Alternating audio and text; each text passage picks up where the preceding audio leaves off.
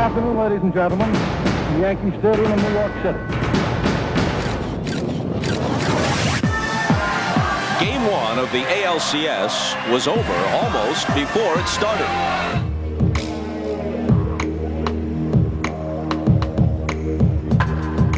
Drilled deep to right field. Did he get enough? That ball is gone. See ya.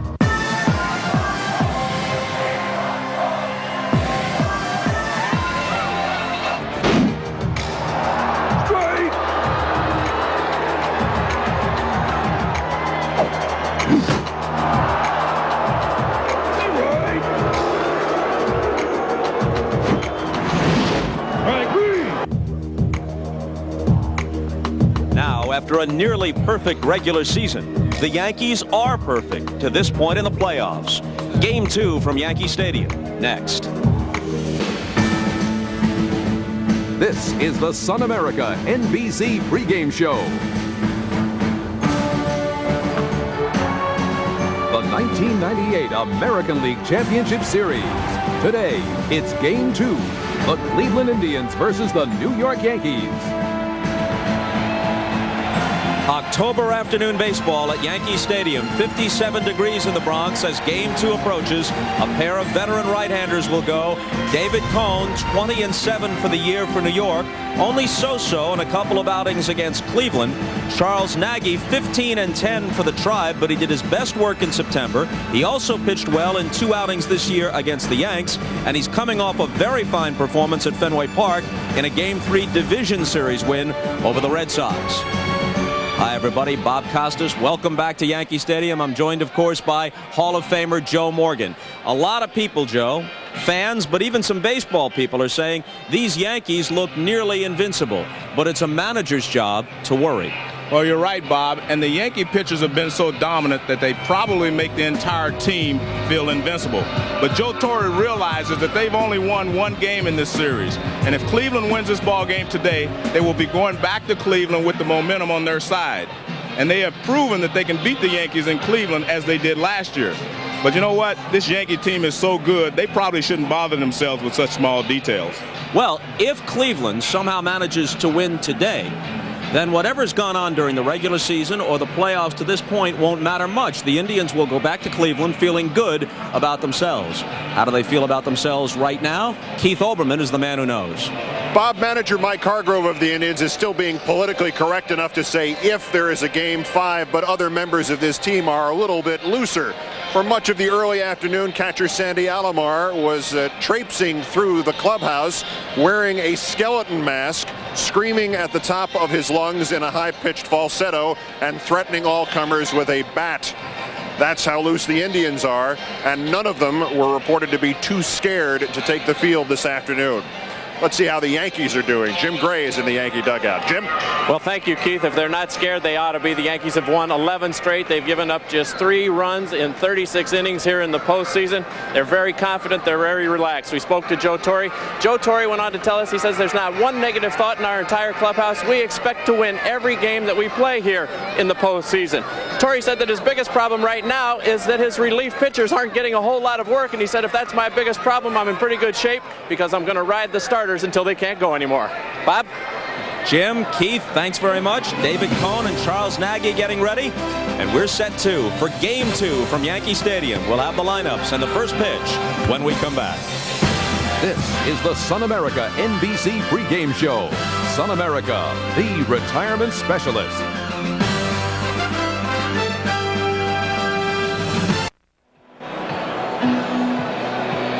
Another sellout of 57,000 expected for this League Championship Series game, but it is the proverbial late arriving crowd. Still many empty seats. Some folks coming from offices or schools to be here for the late afternoon start. The lights are already on, and this game obviously will end in darkness, but still, Joe, it's nice to see the occasional postseason afternoon game. Well, it will be great. I mean, I think you see the ball better in the daytime if you're a hitter.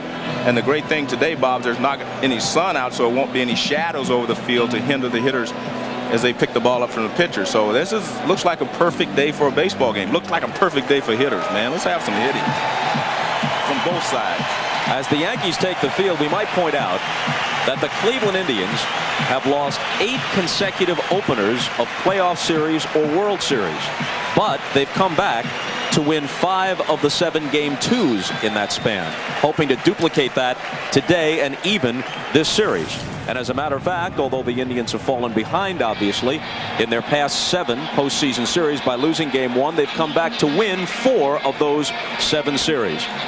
Almost nobody hit for them last night against David Wells. The exception was Manny Ramirez, the only Indian with 2 hits, one of which was a 2-run home run that spoiled Wells' shutout in the 9th. And let's take a look at David Cone. He had an excellent season, 20 wins, had a great run support as well. He was second only to Tim Wakefield. But what he does so well is he throws from a lot of different angles. He changes speeds. He has all the pitches, fastball, curveball, slider, change, and a splitter. But he throws from so many different angles, seems like he has maybe 15 or 20 pitches. So that will be the key, trying to pick the ball up from where he's throwing it, different angles. And let's take a look at the defense, and pretty good defense last night by Derek Jeter at shortstop. Made one of the greatest plays I've ever seen for a shortstop.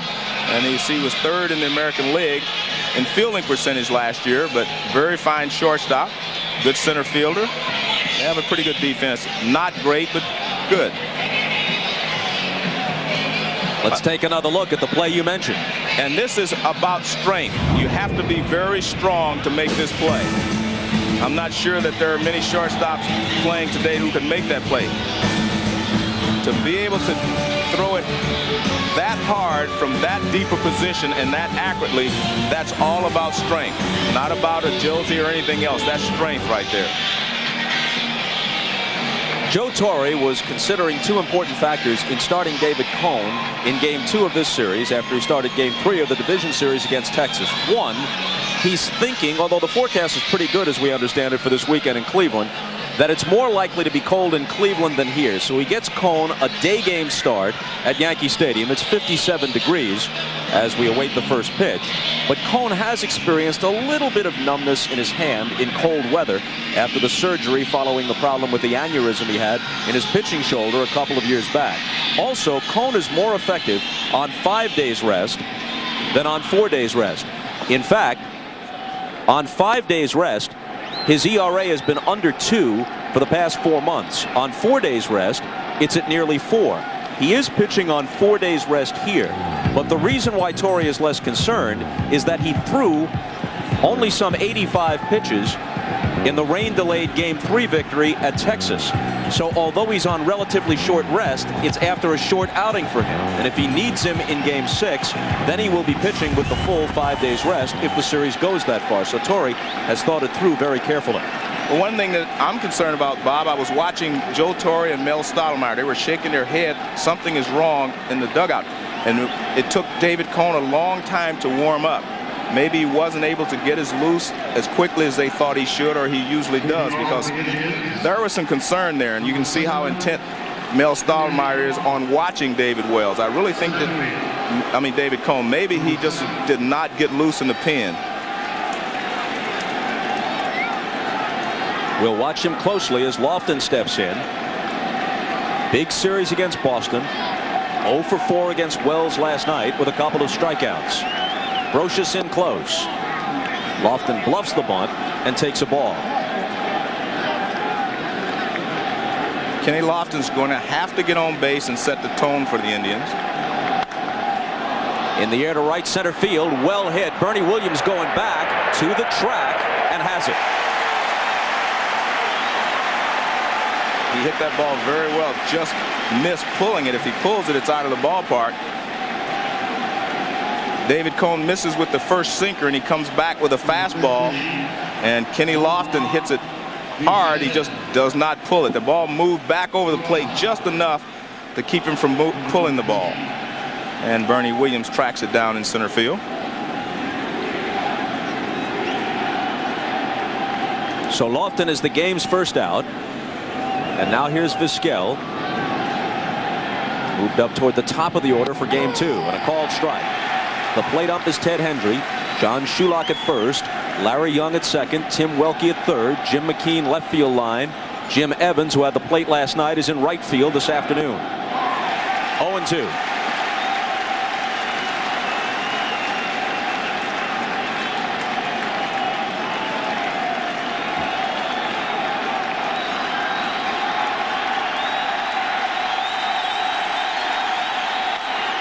And Vizquel fouls it off.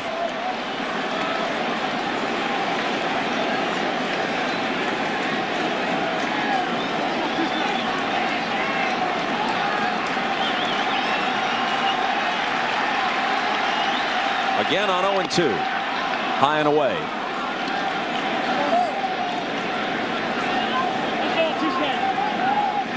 Vizquel hit .288 during the regular year.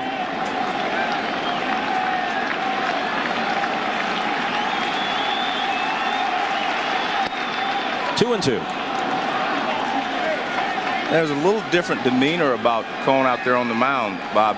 I talked to you last time about he gives you that look like Bob Gibson had, that you can't hit me. He doesn't seem to be comfortable out there yet.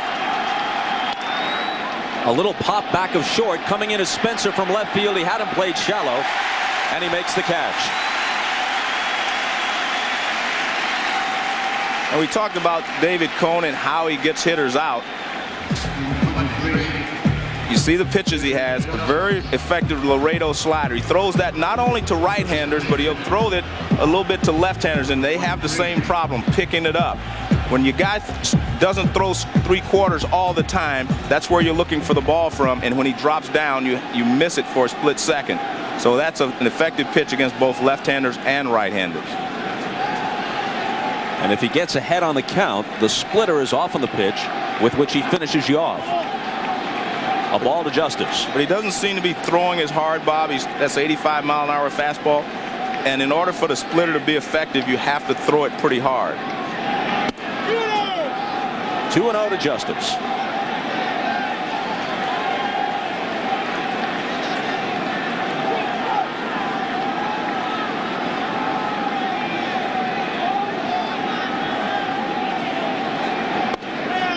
Three balls and no strikes.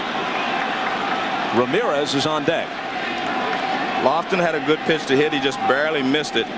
Vizquel, I don't think, was patient enough. Justice has been patient.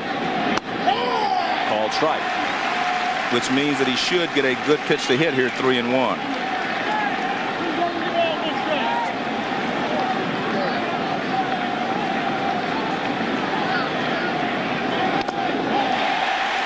Full count. I got a fastball up and over the middle of the plate, but there was a little movement on it. I think that bothered him. Watch, the location is not good. It's a fastball and it's up over the middle of the plate right there, and he just misses it. It's not unusual for a pitcher, even a 20-game winner, to take a while to settle in, but you have some concerns about Cone's command here. He walks Justice. My concern starts with the way Joe Torre and the pitching coach viewed Cone when he was going out to the mound. And it took him longer to get loose. It took him a long time to get here today. Here's a pitch sequence to Justice. That's not a good moving fastball, not a lot of life to it. As you can see, those pitches, really not a lot of life. That one had some life. Justice just misses it. Then he throws a slider. That tells you right there that he doesn't feel as comfortable with his fastball, because that normally would have been a fastball tailing away on a 3-2 pitch with no one on base. Now the sizzling Manny Ramirez. 3 homers in 5 postseason games, including one in the 9th last night. 45 for the year.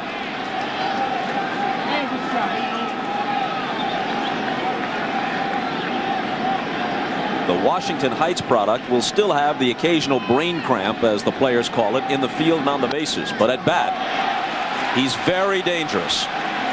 They may get out of it here. Martinez in foul ground takes it to finish Ramirez and the Indians. After half an inning in the Bronx, no score.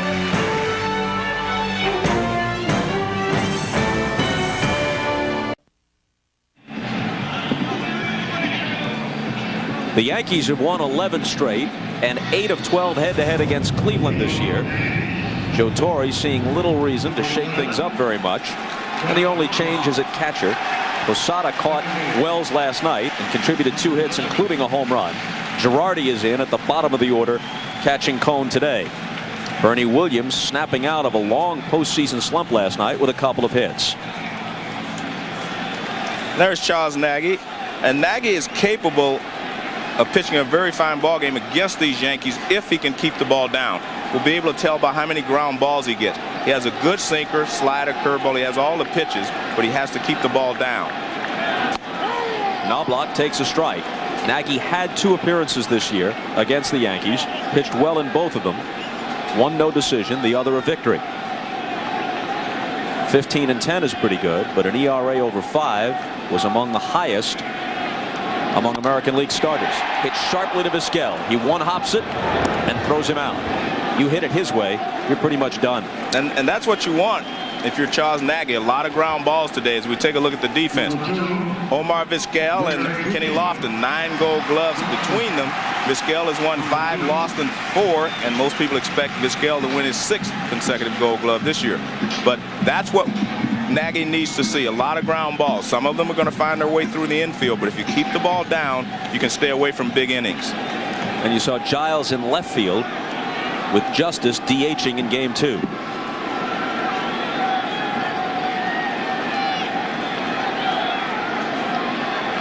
With 1 out, here's Jeter. Down and away for a ball. Nagy allowed 34 home runs this year. 3rd highest total in the American League. Well hit center field. Lofton takes off to the track, to the wall, up against the fence. Jeter on his way for 2, and he'll stop there.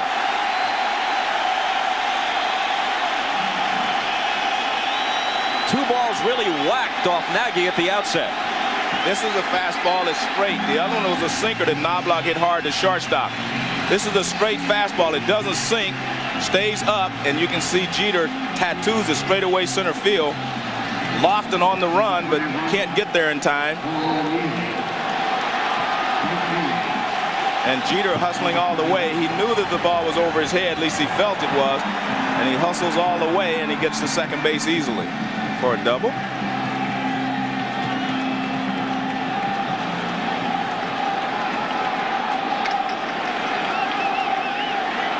An RBI spot for Paul O'Neill with Bernie Williams on deck. Down and in.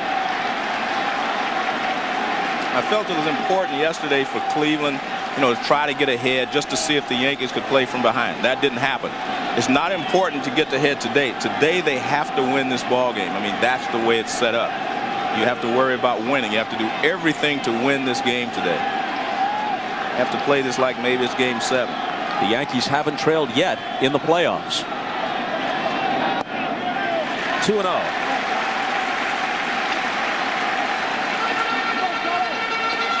There you see what the Yankees 1 through 5 hitters have done in the divisional series and now in the LCS.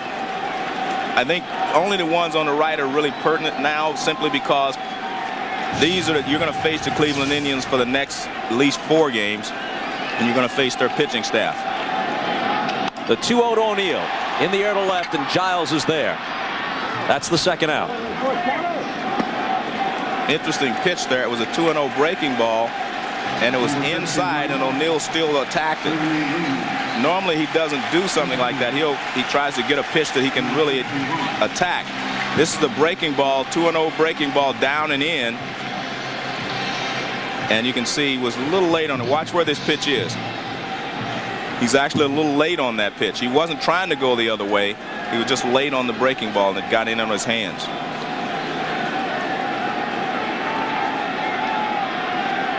Talking with Chili Davis on the Yankee bench. Chili Davis is one of the smartest hitters in all of baseball, so I can understand why he talks to him. It's up to Bernie Williams with 2 down. Ball 1 to him.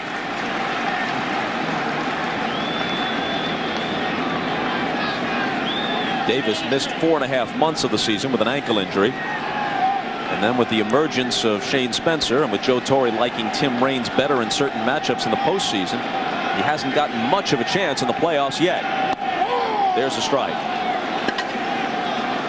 And in my opinion, this has been one of the problems Bernie Williams has had the entire postseason. he seems to, when he disagrees with an umpire's call, it seems to bother him a little bit more than it probably should.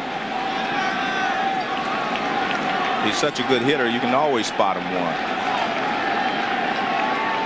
The 1-1 pitch. Got the inside corner.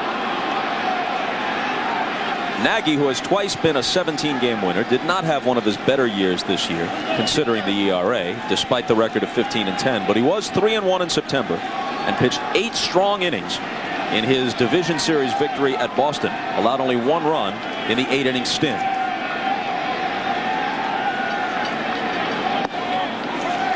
Two and 2. His last 2 times out in the playoffs, he's really been impressive. The victory against the Red Sox. Then last year in Game 6 of the ALCS at Baltimore, he pitched 7 scoreless innings, and Cleveland eventually won it on the Fernandez home run to win the pennant. He also threw the last pitch of the World Series, which Edgar Renteria lined just past him into center field, an extra inning hit that broke Cleveland's heart. Nagy worked out of the bullpen in that game. He strikes Williams out. The Jeter double goes to waste. No score after 1.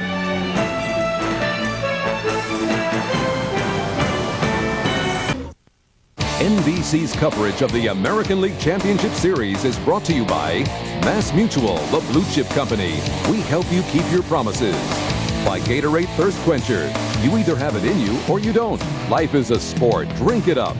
And by Adidas.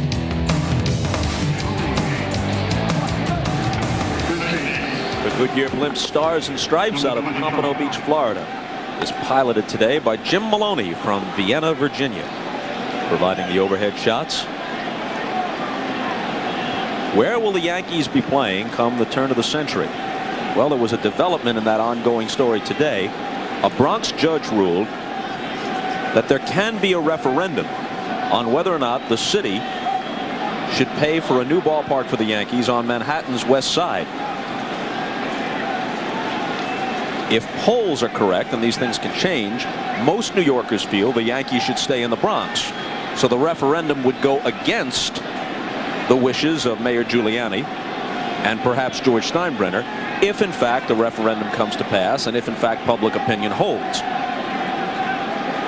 You would see David Cohn asking the umpire if he could blow on his fingers to keep them warm, and the umpire said it's okay. In cool weather, a lot of pitchers like to be able to do that. You're not supposed to go to your mouth when you're standing on the mound unless you get the permission of the umpire. 1-0 pitch to Tomey.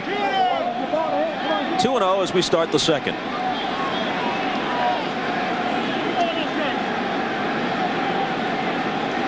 This is David Wells signaling to Jim Tomey about that controversial play last night.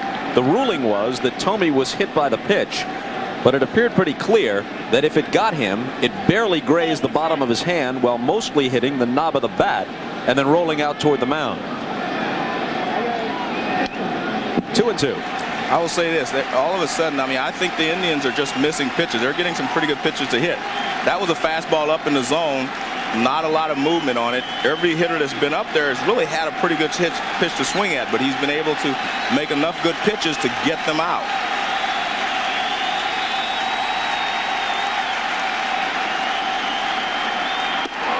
On the inside corner, and Tomey sits down.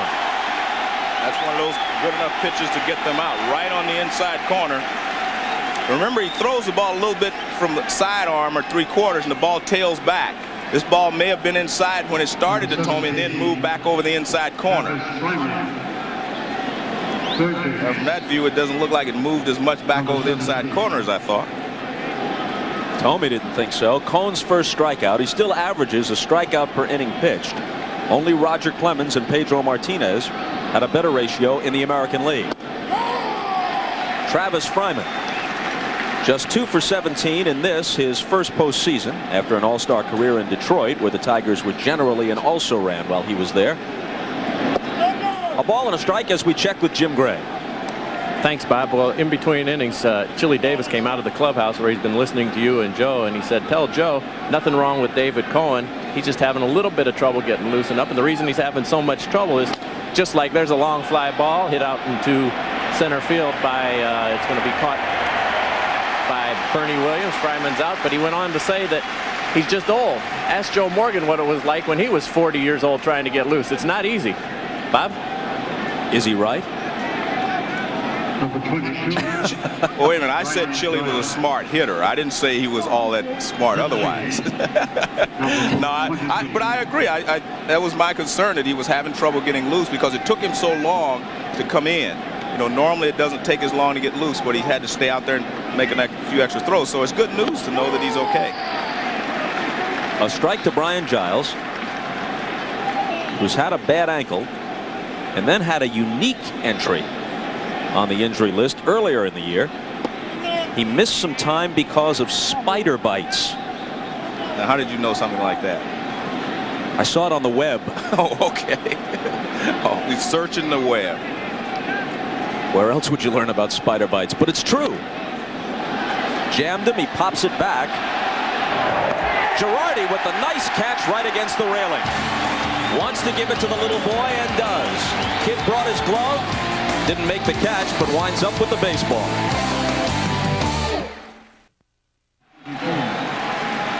Keith Olbermann back at Yankee Stadium. Key ingredient for Mike Hargrove relative to the start of Charles Nagy of the Indians. Would Nagy find his release point early? The key, he suggested, Hargrove, if you wanted to judge it by results, did anybody come and talk to him after the first inning? Nobody said a word. Apparently, he's found his release spot. Bob, up to you. Keith, thanks a lot. Yeah, as Hargrove put it, he's got to find his arm slot for the sinker or the splitter. Well, I think the sinker is the most important pitch. The ball there is tailing away, but not a lot of sink on it. As we told you, Nagy is usually among the league leaders in home runs allowed. Martinez has 3 career homers and 30 at-bats against Charlie.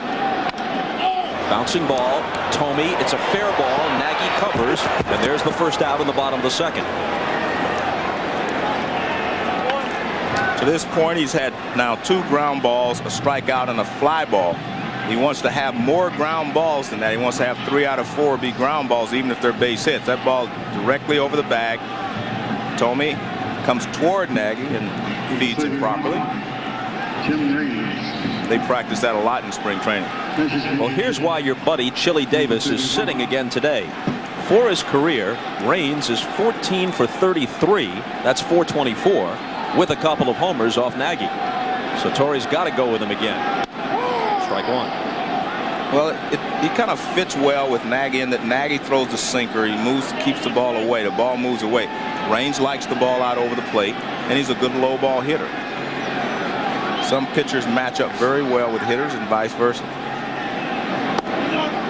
That one dips low. Nagy grew up in Fairfield, Connecticut. Says he and his brother David used to come to Yankee Stadium and watch the Yanks play all the time. And in fact, he played in some high school all-star games in this ballpark, but not as a pitcher, as a shortstop. He's 31 years old. He's been an all-star. As we mentioned, he's twice won as many as 17 games in a season. And at one time, you'd have to say he was the ace of this staff.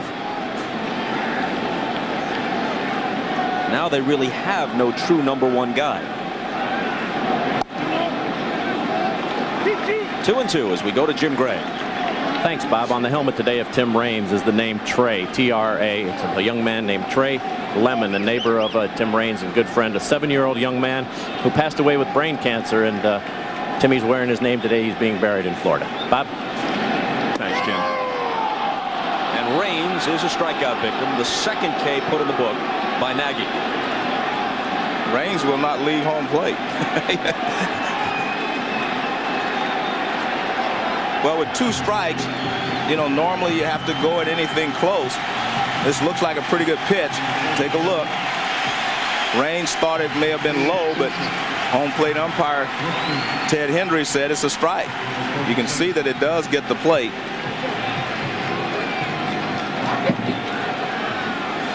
Which brings up Shane Spencer with 2 out and nobody on. Which, if you have to face him, is the best set of circumstances, called strike. He had, so far as we could tell, the most productive mini season ever. You check back through the annals, He hit .373 with 10 home runs and 70 at-bats, plus 27 RBIs. Then he hit 2 more in the division series against Texas. And this is never the sort of thing you advocate, but it's part of baseball. You wonder when somebody's going to brush him back because he's getting to feel a little too comfortable up there, isn't he? Hit hard. He's still comfortable.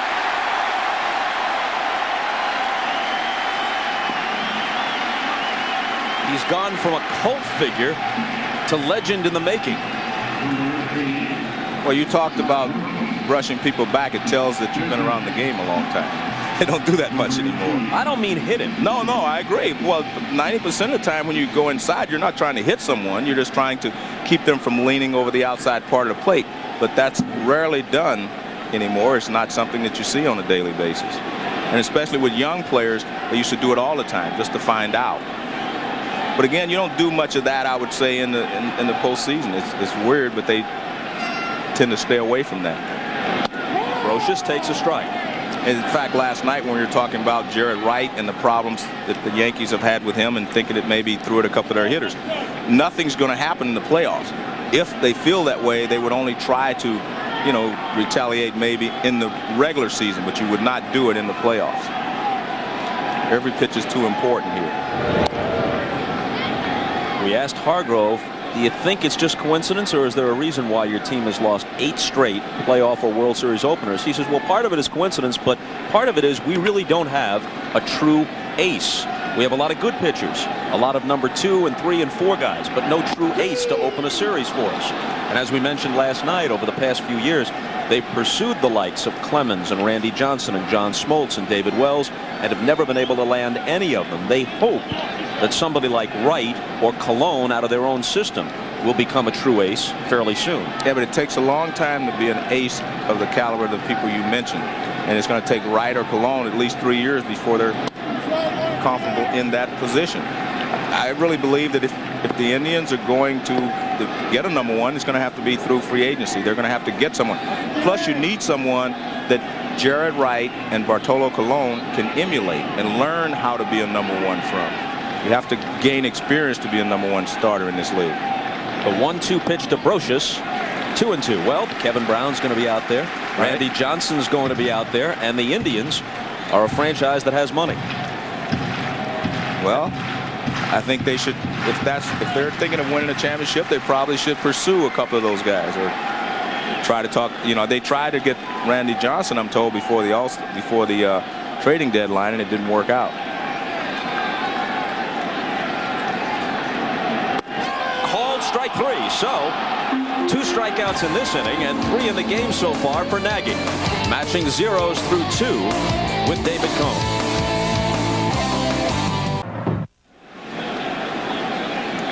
Chrysler Building on the left, Empire State Building in the middle of your screen among the buildings and Manhattan skyline looming out in the distance as we return to Yankee Stadium. Moving to the top half of the 3rd.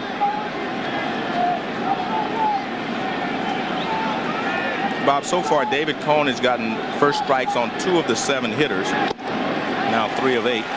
Last night David Wells was like 4 out of every 5 hitters. He was getting a first strike and getting ahead of the hitters.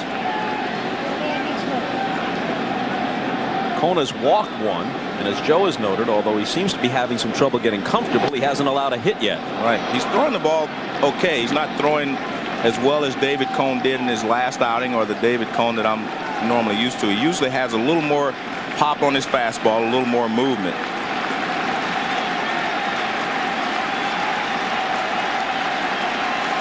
He's ahead of Sandy Alomar Jr. 0-2. That was a good fastball. And that one you could see there was movement on it. This is a good fastball. There's some movement on the pitch. The ball actually moves in toward Alomar right there. There's some movement. See, you can see the catcher hold his glove one place and move it towards Alomar. This ball is hit in the air down the left field line. Spencer is coming over and takes it. Folks, the Sporting News has joined Team NBC For in-depth sports coverage online, you can go inside baseball's postseason at msnbcsports.com and get an inside look at the 10 key moments that helped make the Yankees a formidable and record-breaking team. The Sporting News, now part of the team at msnbcsports.com.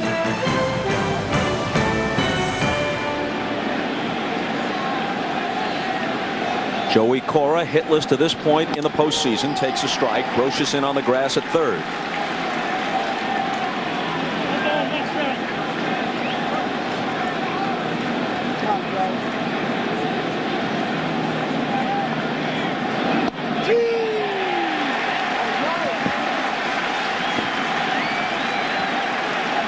Well, the players are disagreeing a lot with home plate umpire Ted Hendry today.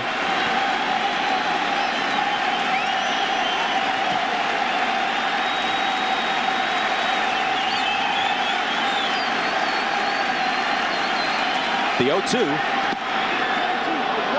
A ball and 2 strikes.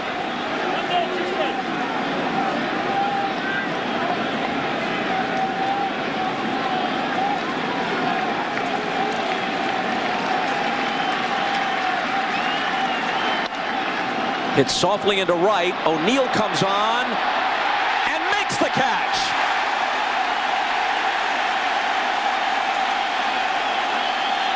Banged his head, it appeared.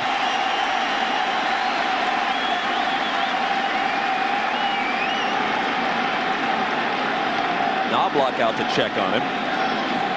The thing that makes this play is that he got such a great jump on the ball. As soon as the ball went in the air, he started in.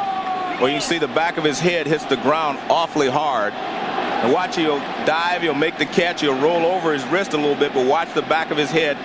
It'll hit the ground awfully hard right here. As you see, he does make the catch. Now watch his head right here. Right there. That's why he seemed like he was grabbing his eyes, a little dizzy maybe, right there. Good jump and everything, and this is how you make the play on a shallow fly ball, being able to get a great jump and start in immediately.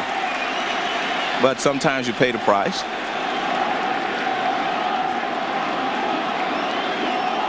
I'm sure David Cohn is saying, a little small price to pay for a nice play like that. Obviously, a gamer like O'Neill is going to stay in. I would hope the aspirin are at the ready when he gets to the dugout. It'll bring up Lofton. Torrey's satisfied that his right fielder's okay.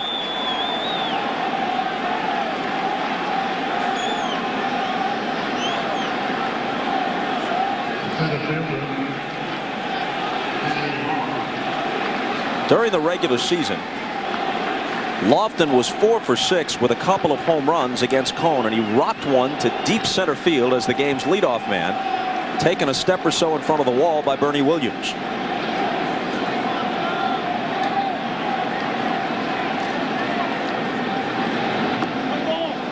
Shortening up and taking a ball. Scott Brocious has a bad ankle, so it wouldn't surprise me if we wouldn't see Lofton drop down a bunch somewhere along the way. I think he was going to do it there.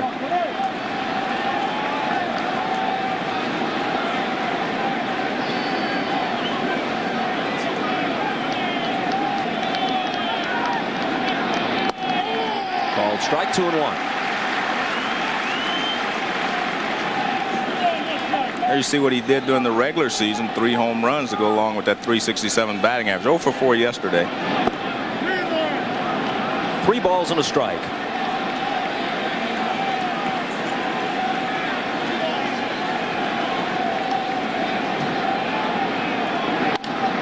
Well hit to right. O'Neill to the edge of the track to take it. Lofton has hit the ball hard twice with nothing to show for it. To the bottom of the 3rd, no score. Jim Gray back at Yankee Stadium. That's Paul O'Neill. He took quite a fall out there in right field. Banged the back of his head. Came in with Gene Monahan. He's a little bit dizzy. Gene went out there. He asked him if he could read the scoreboard. He said yes, he could. Read off the score to him. Still feeling the effects. He's a little bit dizzy and his neck's a little bit sore, but he's going to try and continue. Bob? Joe Girardi is the first hitter. And from third base, Travis Fryman throws across the diamond to Tomey to retire Joe. But there was another sign of how good these Yankees are and how much they care about each other there. When O'Neill was sitting there, Jeter came by, Williams came by, and 2 other players came by to inquire about how he felt. I mean, they really genuinely care about each other.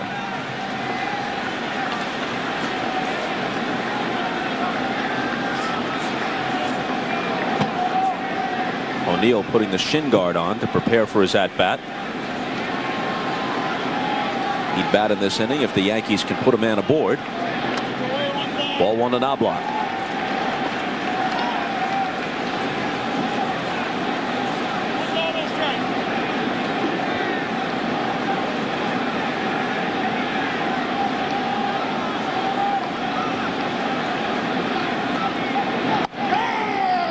A ball and a strike. Let's check the scouting report on the 31-year-old veteran Charles Nagy. And so far in this ball game, Bob, the first hitter in each inning, he's been able to induce them into hitting a ground ball. The sinker is his most important pitch. He has to keep the ball down because if he can get ahead, they can use his splitter and his other pitches. But the fastball is his key pitch, and use it as a sinker and keeping the ball down. And there you see 1 fly out to 3 ground balls. That's the kind of ratio that he wants. In the air to right, Ramirez backing up. Manny on the track to haul it in.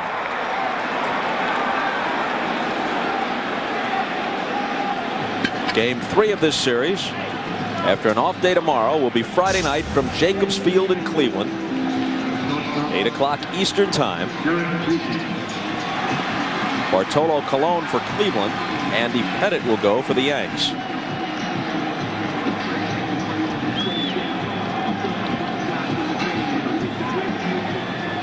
Jeter doubled to center his first time up.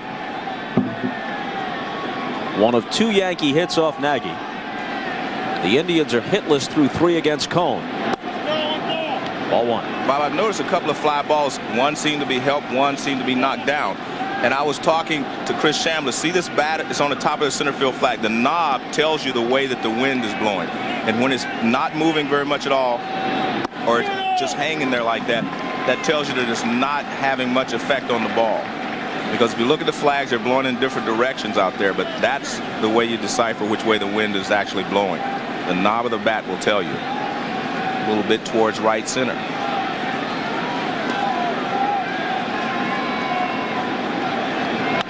.2-0 pitch, jammed him, rolled to the right side. Cora throws him out, and Nagy works a perfect third. Nobody's broken through yet in game 2.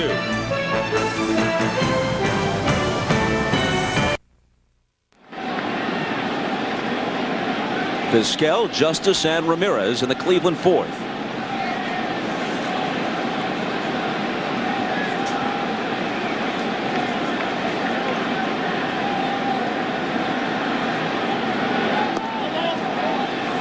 They check at third base, and Omar did not go around, says Tim Welke.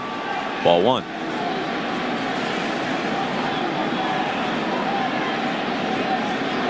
Next one from Cone, foul to the seats, a ball and a strike. Although no one has the upper hand in this game yet, Joe, it remains true that the Yankees have allowed only 1 meaningful run in the postseason. When Ramirez hit the home run last night in the 9th, a 2-run shot, the Indians were trailing 7-0, and the only thing at issue was Wells' bid for the shutout. 1-2. There, Vizquel tries to drop down a bunt on Brocious, but he missed.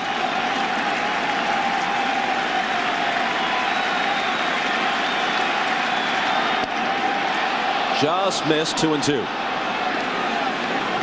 Well, the Yankee pitchers have been just unbelievable. They just have not made a lot of mistakes. I thought the Indians had some pitches to hit in the first inning, but since that time, Cone has been able to stay out of the middle of the plate.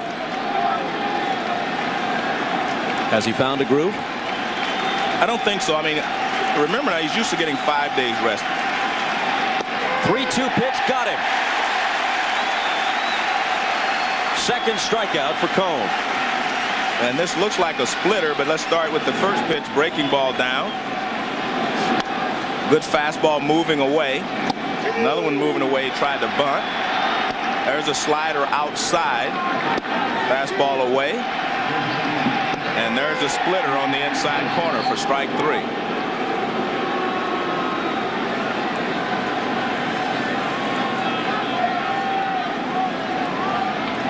Everyone's upset with that call. Even the bench is very upset, but Omar Vizquel was letting him know, and you can see Kenny Lofton. Everyone's basically feeling like the umpire has a large strike zone. Strike 1 to Justice, who walked in the first. In the air to right center field. O'Neill going back. O'Neill to the fence, leaps, can't get it. Home run for Justice, and the Yankees are behind for the first time in this postseason. Now that first call strike to Vizquel becomes doubly important, because instead of 1 run, it could have been 2. It's a breaking ball from Cone to Justice. Take a look. It's a curveball, and Justice stays right on it. That pitch did not fool him, and he got enough of it. And remember, we said the ball is carrying towards right center field as O'Neill makes a valiant attempt. Got as high as he could, but he could not get there. David kind of shaking his head because it wasn't a bad pitch. It just wasn't as good as David wanted to make. Now Ramirez fouled out his first time up.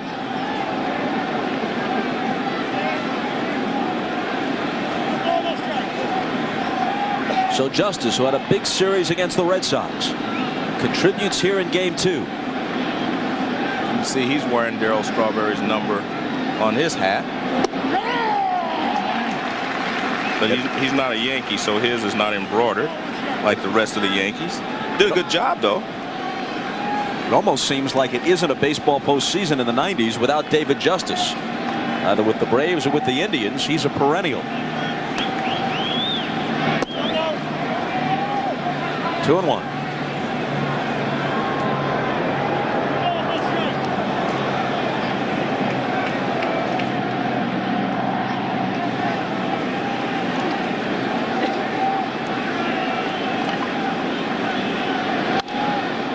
That's out of play. 2 balls and 2 strikes to Manny. 1 out and a run home in the top half of the 4th. The first base hit allowed today by David Cone, a solo homer from David Justice.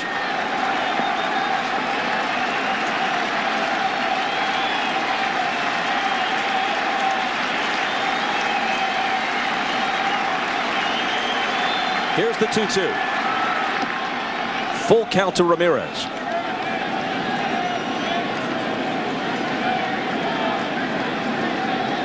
Because Ramirez has been swinging the bat so well, and he has a lot of power, I don't expect David Cone to just come right down the middle or try to throw a fastball by him.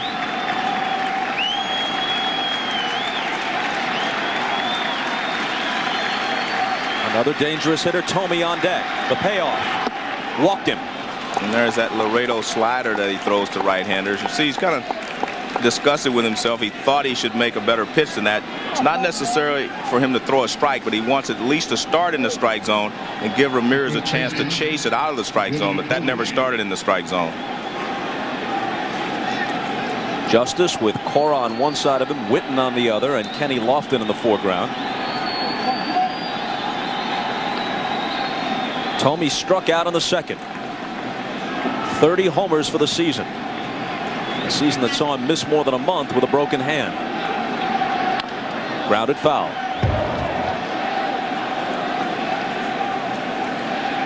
One thing good pitchers are able to do is have control not only in the strike zone but out of the strike zone. We saw David Wells continually last night when he got ahead just a little bit off the plate. That's good control even though it's a ball. And I think David Cone was trying to throw a slider just out of the strike zone to Ramirez there on that 3-2 pitch. And he doesn't have that good a control today. But control off the plate is just as important as control in the strike zone.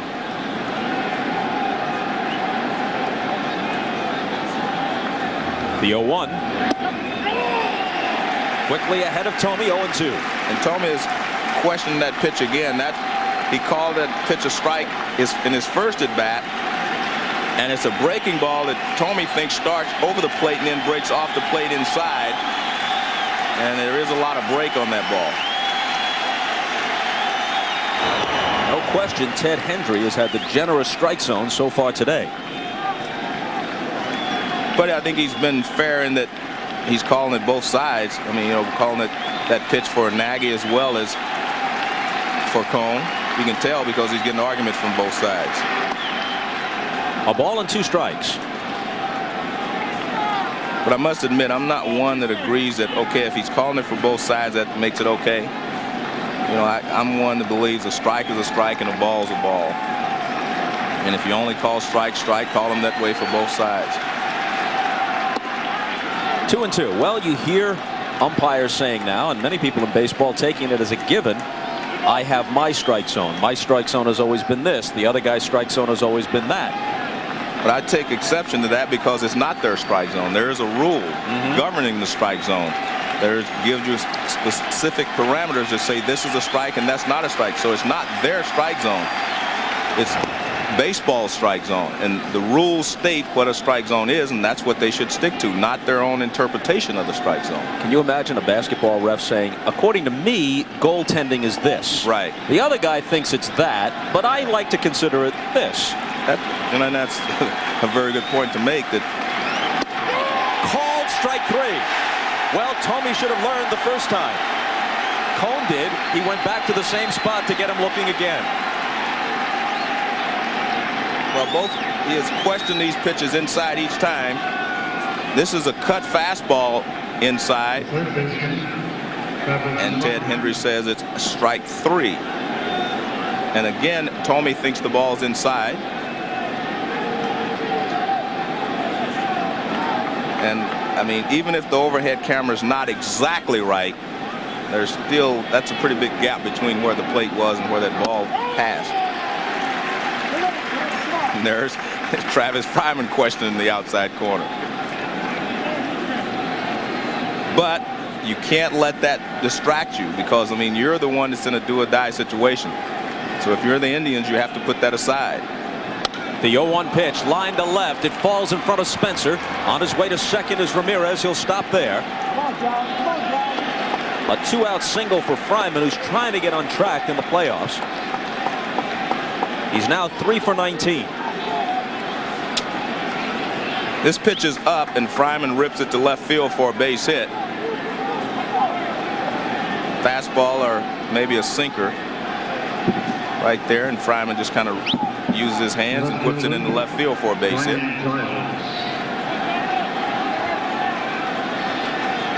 Now here's Brian Giles, and he and David Cone can compare weird injuries. We mentioned that Giles missed time this year with spider bites. Cone missed a start when his mother's Jack Russell Terrier bit him on the index finger.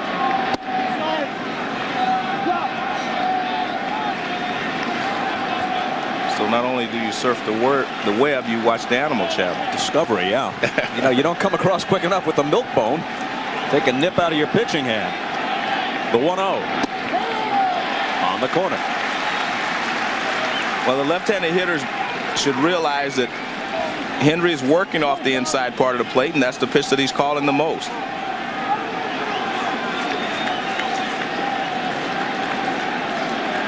Indians trying to build on a 1-0 lead. And even though I don't believe in the fact that you have to adjust, or you should have to, you still have to be aware of what he's doing and which pitches he is calling a strike.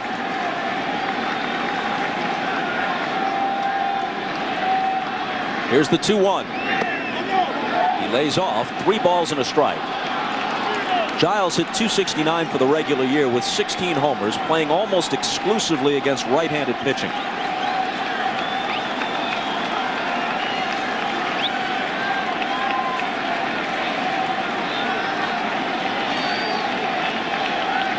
.3-1 pitch. And a full count. Look, that ball boy, the same kid who last night took one off the dome, shows that he's a gamer. He comes back trying to make another play. I talked to him this afternoon, Bob, and he says, you were talking about me yesterday. I said, yeah, I told him that at least you didn't go down when the ball hits you. Look at this. Hey, that's a tough play to make, though. Ball can take a weird hop off a tarp. The runners will go. The 3-2 pitch. The bases are loaded. And you can see David Cone trying to come inside because that's where he's had his most success against the left-handed hitters. And here's David Cone. Watch inside again because that's the pitch that he has been able to get the hitters out with, the left-handed hitters anyway.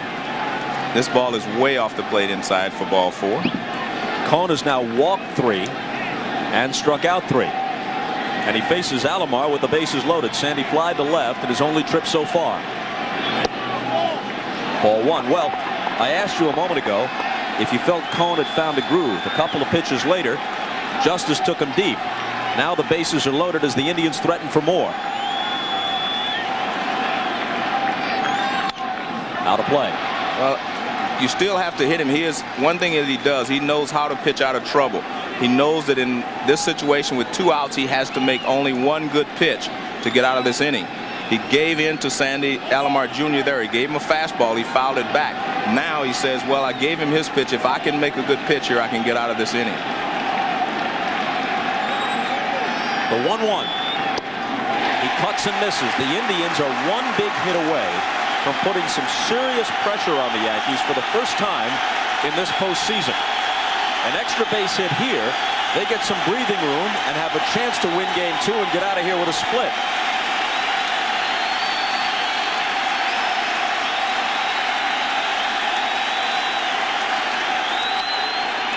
And Alomar hangs in. And if that happens, then the Yankee season and the Cleveland season is down to a best 3 out of 5.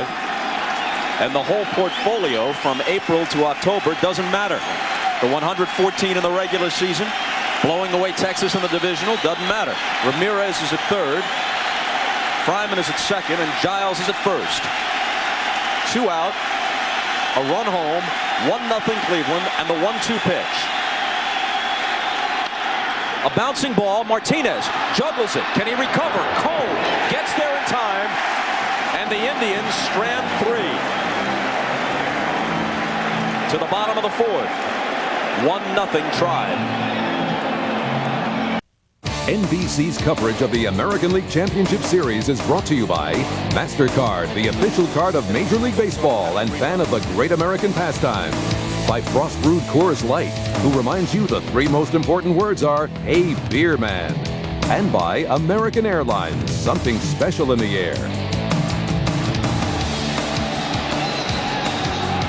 Paul O'Neill, who may still be experiencing some ringing between his ears after the tumbling catch to rob Joey Cora a while back when he banged his head against the Yankee Stadium turf. He fly to left his first time up. Nagy with a slim 1-0 lead. Ball 1.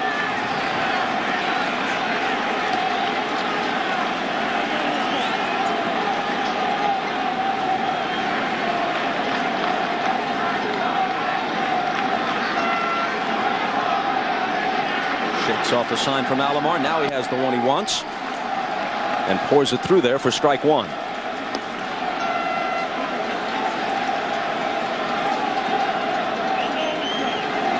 Part of the order here for the Yanks, as Williams and Martinez will follow O'Neill.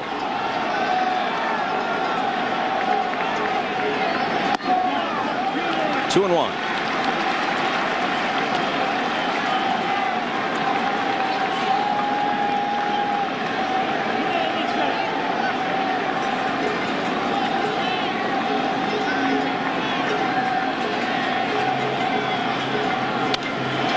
Drive down the right field line. A fair ball, possible extra bases. Ramirez comes up with it. His throw to second base is offline, and O'Neill has a double. Good hustle by O'Neill because Ramirez definitely was going to have a shot at him, but he didn't break stride and went all the way into second base with a double. It's another breaking ball, and this time he turns on it. The other one he got jammed on. He turns on it, hits it in the corner. Now O'Neill, watch what, now when Ramirez picks up the ball, O'Neill is just rounding first base. He hustles all the way. You see, never slows down, and he's able to get into second base with a double. He put a lot of pressure on Ramirez to make an accurate throw right to the base. Now Bernie Williams, who struck out his first time up. The Yankees trailing for the first time in the postseason, as we mentioned. But O'Neill immediately doubles.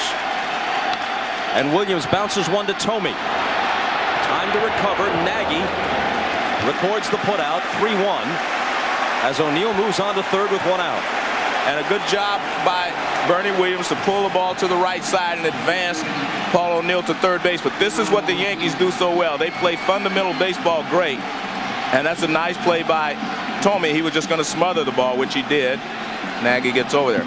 But the Yankees just do the fundamental things correctly. You see them giving him a congratulations. Good job. Well done there by Bernie O'Neill. A lot of players do not pull the ball in that situation, but he did the job. Cleveland pulls its infield in. And here's Martinez. Ball one to Tino. He had a big division series against the Yankees in 1995 when he was still with Seattle. Since then, he's never been much of a postseason hitter. RBI chance here. 2-0. There's the evidence. Knocked in more runs in that 1-5 game set against the Yanks than in 7 series since.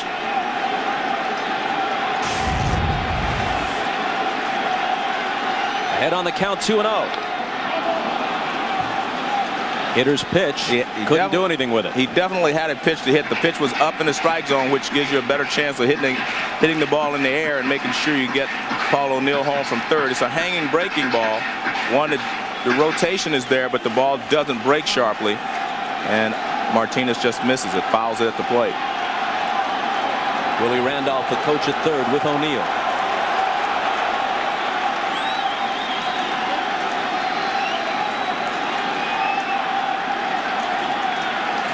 Nagy trying to preserve a 1-0 lead in the fourth. And this ball is popped up. Shallow left. Coming in is Giles. O'Neill can't score on this. And that's the second out. And again, Tino Martinez, so productive in the regular season since he came over to succeed Don Mattingly as the Yankees first baseman. Again, he can't come through in the playoffs. He gets a fastball. It looks like a pretty good pitch to hit. It looked like it was in the middle of the plate. It was moving away from him a little bit, but he just misses it. He didn't chase something out of the zone. He got a pitch to hit. He just did not handle it. Very soft-spoken, seldom demonstrative. Martinez sits down. It's up to Raines. He struck out looking his first time. And had a few words with Ted Hendry. Yeah, it's cut both ways, though, as you mentioned. Exactly. I mean, Tim didn't even leave the batter's box. That's what I thought was humorous.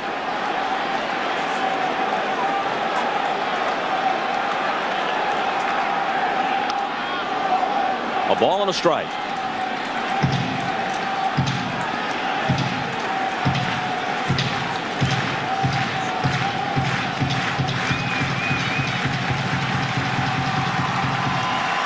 In a 5-run Yankee first last night, Jarrett Wright uncorked one that got by Sandy Alomar with a runner on third.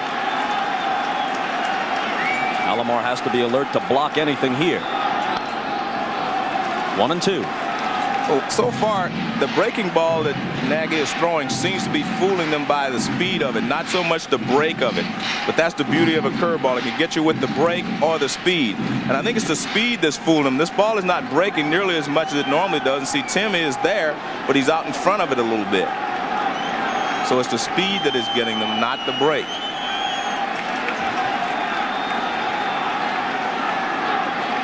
Nagy's 1-2 pitch. Struck him out for the second time, this time swinging. The Yankees with a man at third and one out can't bring him home. Nagy still clings to that 1-0 lead. So you say to yourself, how many cities can a 192-foot blimp visit each year? Well, an average of about 40. That's the Goodyear Blimp Stars and Stripes. When it's not on the road or in the skies, it's headquartered in Pompano Beach, Florida. Well, it feels like how many cities I've been in the last week or so. Maybe 40. more than that for you. Yeah. Huh? But it's fun, you know what I mean? It's fun. Still beats having a real job. Thank you. On to the 5th, and Joey Cora will start it. Robbed of a hit on a great catch in right field by Paul O'Neill in his only at-bat so far.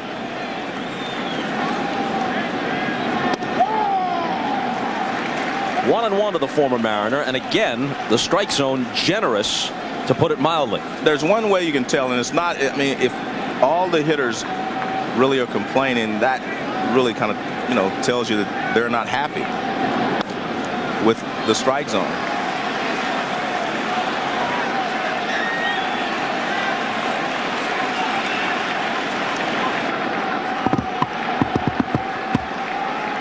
David Cone, and this is something of a statement about modern baseball, is with his 5th major league team and his 6th stop, as he was with the Blue Jays twice.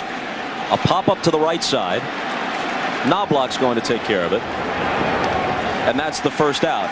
You know, ordinarily, in years past, a guy of Cone's quality, establishing near Hall of Fame credentials, wouldn't be with 5 or 6 teams while still in the prime of his career. But that's modern baseball, where economics as much as player evaluations drive deals. No doubt about it. I mean, the first thing they consider now is, if I want to trade for a guy, is how much money does he make and how long is his contract. That's the first thing you think about, and how does it fit into our budget and our scheme. He's won 20 twice, including this year. Was the American League Cy Young Award winner in '94 when he went 16-5. I saw him pitch a game when he was with the Mets against the Giants. He threw 161 pitches to win a 1-0 ball game. He's the opposite of a Greg Maddux. Lofton skies one to center. Another chance for Bernie Williams. 2 gone in the Cleveland 5th. You know, folks, the Storks coming to NBC tomorrow night. For 9 months, we've been anxiously awaiting this moment. I'm having my first contraction. Oh, it's not bad. Okay. Phoebe's triplets are coming on Friends, NBC Thursday. Better boil some water. A definite must-see Friends, NBC tomorrow. Vizquel trying to drag a bunt and coming up empty. Talking about Cone twice being a 20-game winner. In that Cy Young season of '94, when he won 16, he might have won 20 had not the season been cut short in August by the strike. Bounce back to Cone. He knocks it down and throws him out. A 1-2-3 fifth.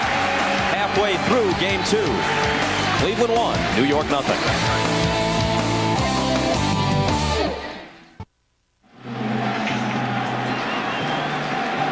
Bottom of the order, Spencer, Brocious, and Girardi in the Yankee 5th.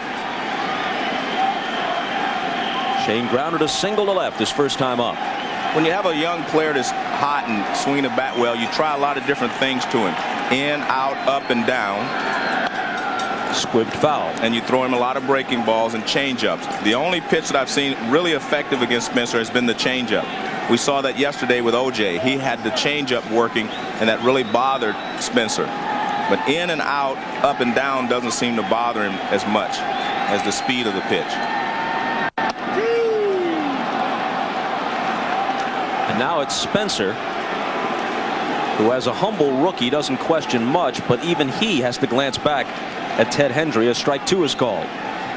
Well, I said in and out, up and down doesn't bother him. That out bothers him.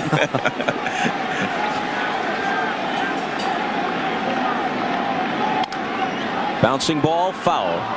Spencer stands off the plate, so if the umpire is going to give the pitcher that much of the outside corner, Spencer would be very lucky to reach it with a paddle, let alone a bat. Well, Nagy made a mistake right there, and Spencer did not hit it. That was a breaking ball. It was right in the middle of the plate. He had a good swing at it, but he pulled it foul.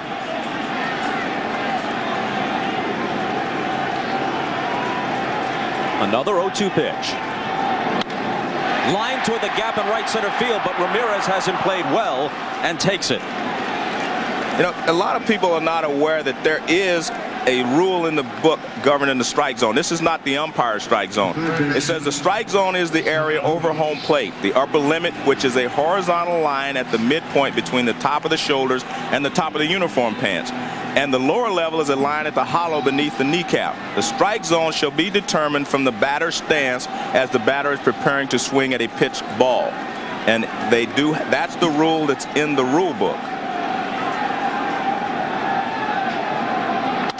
Brocious grounds one toward the hole. There's Vizquel. Pops back up and throws him out.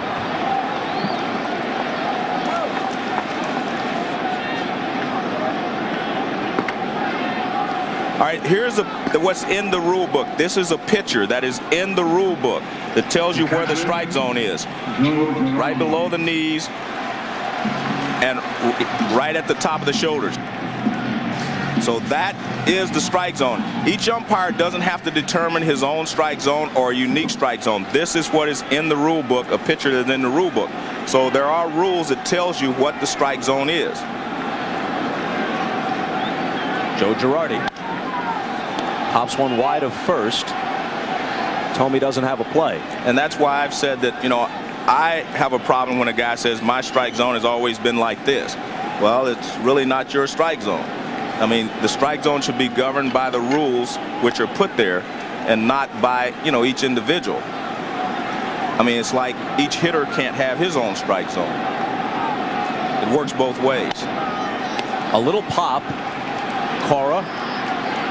3 quick outs in the New York fifth. Still 1-0 Cleveland.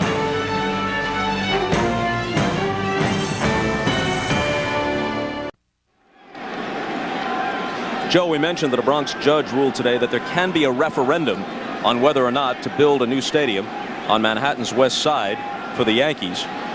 A short while ago, Bronx Borough President Fernando Ferrer made a proposal to renovate Yankee Stadium, put in some 100 extra luxury boxes, improve the traffic flow and parking, beautify the neighborhood. There's George Steinbrenner, who appears to have a lot of leverage. His club drew just under $3 million this year.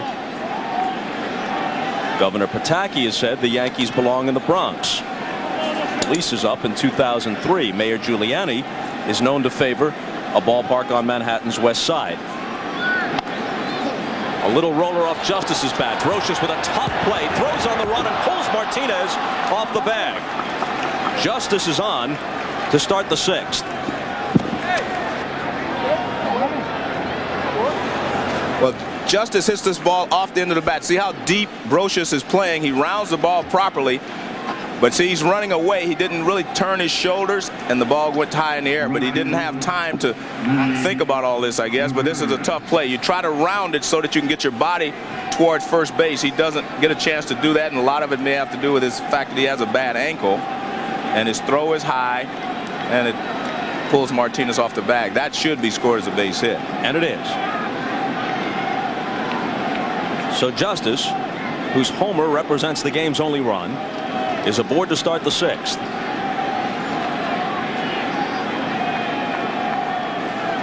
Cohen works to Ramirez and starts him with a ball.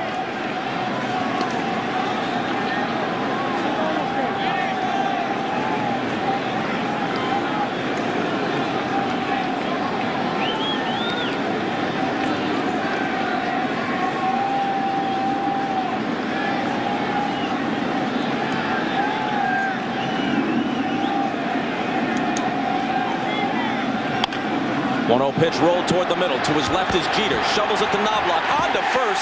And a smartly turned 6-4-3. Smooth. Very smooth. I mean, those guys have worked well together. You know, a lot of people knew that individually they were good, but how well would they blend together? Well, this was very smooth. Ramirez grounds it up the middle. Now watch, the feed is what I call smooth. This is from Jeter. He doesn't raise up to do it. Flips it from where he catches it. Knobloch has plenty of time to do anything he wants with it. Now watch where he throws the ball from. He doesn't raise up. He doesn't stand up and throw it to him. He gave it to him from where he caught it, which allows Knobloch to make the double play any way he wanted to. Thome called out on strikes twice, cuts and misses.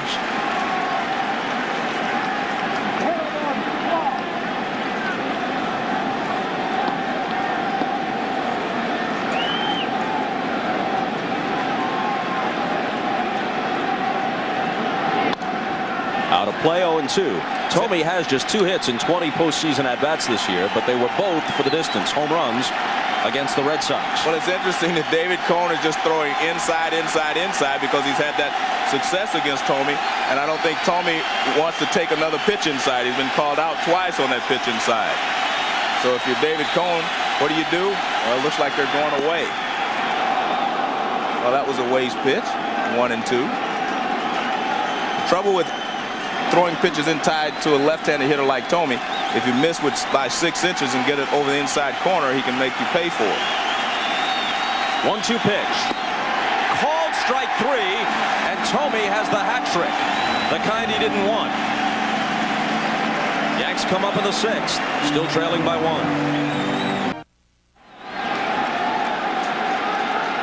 Top of the order in the bottom of the 6th.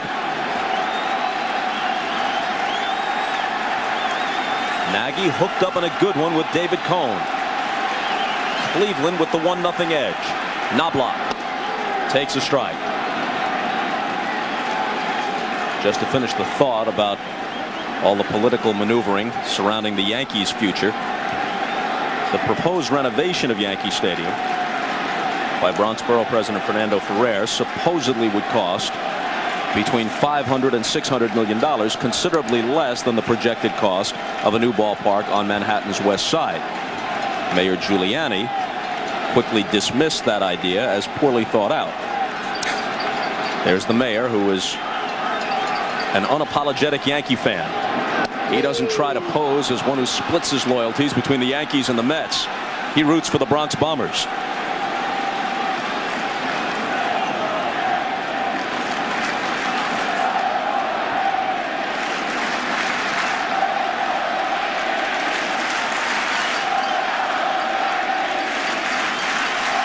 Nagy ahead of Knobloch, 0-2. And a high fly ball to center. Lofton has to go back and makes the catch. We're talking about Jim Thome, and he's been called out 3 times on 2 of them on pitches inside. Now here's the first inning. He's very upset about that one. In the 4th inning, he's upset again. But I give him credit. He's called out here in the 6th inning. And that's a good pitch. He doesn't argue. See, I mean, he just walks away. And I like that. I mean, you can't blame everything on the umpire. I mean, sometimes you have to accept, blame. And Jim Thome is a stand-up guy. So I really think he showed a little class there, even though he didn't agree with the first 2. Jeter is doubled and grounded out. Ball 1 to him. And make no mistake about it, the fact that we showed the strike zone today wasn't pointed at Ted Hendry. We've had this for a couple of days, and this is the first time we've been able to use it. Nagy makes the play and takes care of Jeter with the throw to Thome.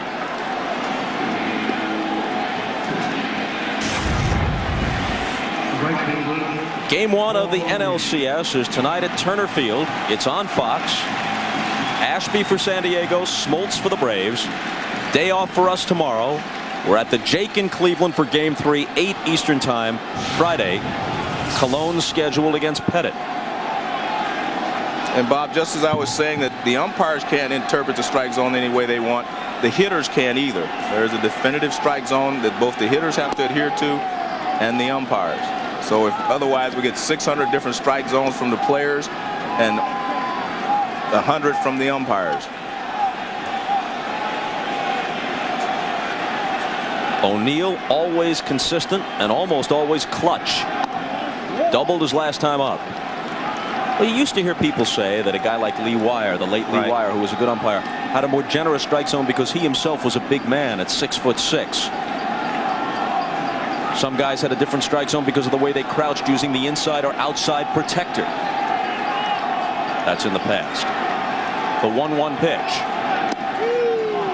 What's Ball strike. if we can get another shot at that last pitch. What's interesting there is that Ted Henry works off the inside corner. Now watch where Alomar goes. And watch him move. Ted Henry doesn't move with him because he stays on the inside corner. That's the way that the umpires, that's the way that they work. He works off the inside corner, and even if the catcher moves, he doesn't move with him. O'Neill punches one just foul over third base and almost an extra base hit. Well, Paul O'Neill will hit the ball any place, and this is a good 2-strike pitch. And look, the ball actually hit farther foul and then tried to come back. It actually moved back, but it was foul, but it hit foul by a lot and then bounced back toward the bag.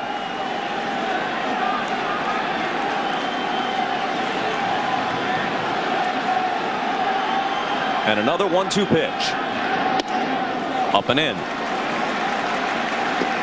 Let's take a look at O'Neill's spray chart. And remember, look at this. I mean, that's pretty good. Wow. Pretty good distribution right there. He's consistent in every respect. He is.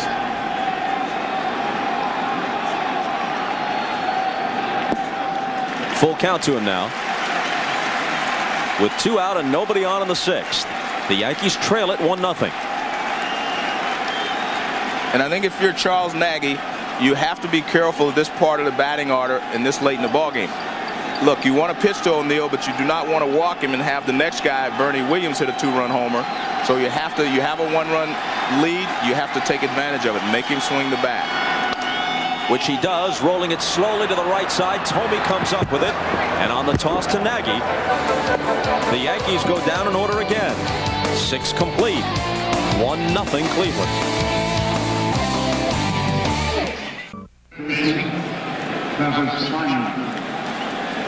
On to the 7th at Yankee Stadium. Packed house of 57,000. The Yankees drew $2.95 million for the regular season. George Steinbrenner had said, if we draw $3 million with this team, I might reconsider. Well, technically they didn't draw 3. They came about as close as you can.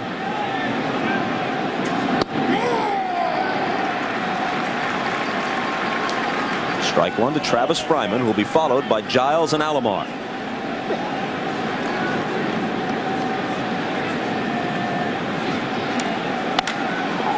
Brocious knocks it down, has time and gets Fryman.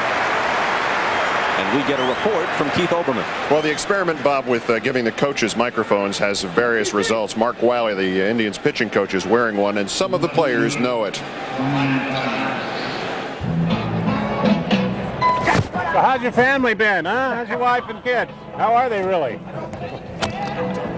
Jones not playing. Doug Jones not playing, Bob, but fully aware of what's going on around him. Back up to you. Obviously looking for something to amuse himself with. Breaking ball fouled off by Brian Giles. Both Doug Jones and Keith Olbermann in perpetual search of amusement.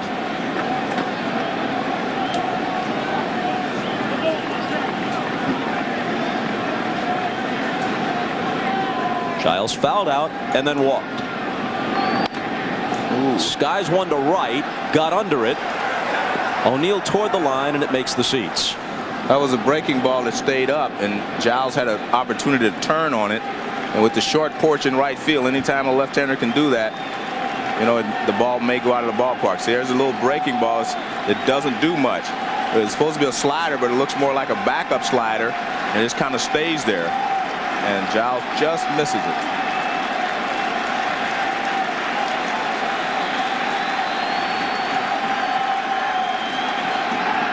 Good pitch. Sit down. That's that backdoor breaking ball. Starts off the plate outside and then just breaks just enough to get the outside corner. Beautiful pitch there by David Cone. Watch the spin on it. You'll see that it's a slider. See this slider spin? You can tell a slider when you see that little hole in it. And it starts off the plate and just catches the outside corner. Beautiful pitch. Sandy Alomar takes strike 1. 5 strikeouts now for Cone, all of them on called third strikes. As Keith Olbermann told us on the pregame show, Sandy was running through the Indian clubhouse before the game, wearing the mask worn by the killer in those Scream movies. I was momentarily petrified. Well, I think maybe he's trying to make sure his teammates have the killer instinct, go along with his. Perhaps. The diving Jeter has no play.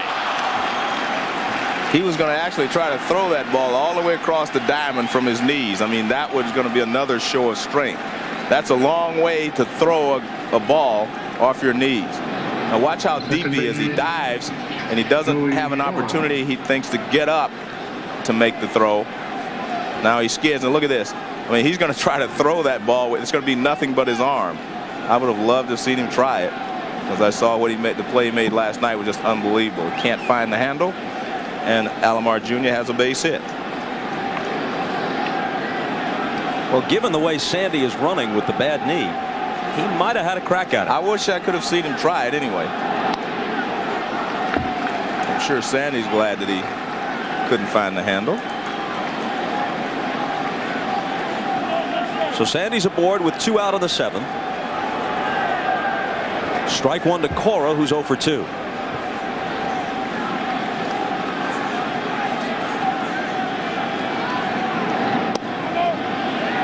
A ball and a strike.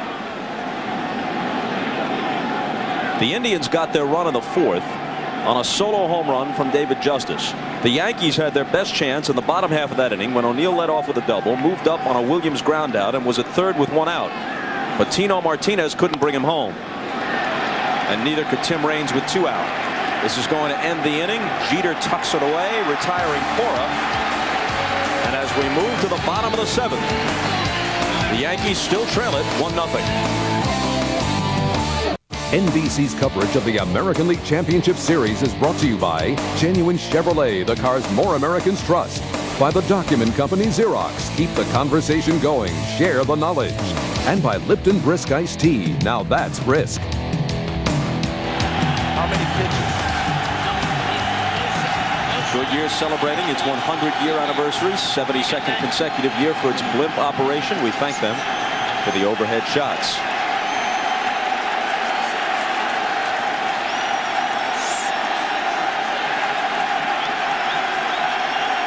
The fans settle back in after the 7th inning stretch. Williams to start it, followed by Martinez and Raines. Nagy's pitch bounced foul. And if you're the Cleveland Indians, you're wondering how long can Nagy keep this up. He had 2 complete games this year. Didn't have any shutouts, but 2 complete games. So he is capable of pitching 9 innings. He's thrown 6 career shutouts in 234 starts. 2 complete games, as Joe said, in 34 starts, counting the playoffs this year.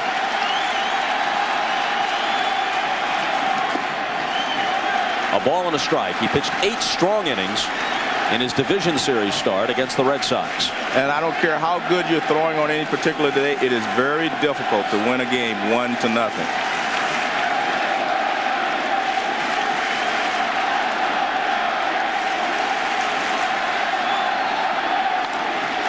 Williams whacks one into right center field. Over is Lofton, trying to hold him to a single, and he does. Good job by Kenny Lofton there to hold him to a single, because Bernie Williams left home plate with the idea that he was going to turn this into a double. It's a breaking ball that kind of hangs up out over the plate, and Bernie rips it in the right center field. You can see the break that it hangs up there, and I mean, he whacks it in the right center field. And he was going for a double. Watch how he comes out of the batter's box. And there's Lofton.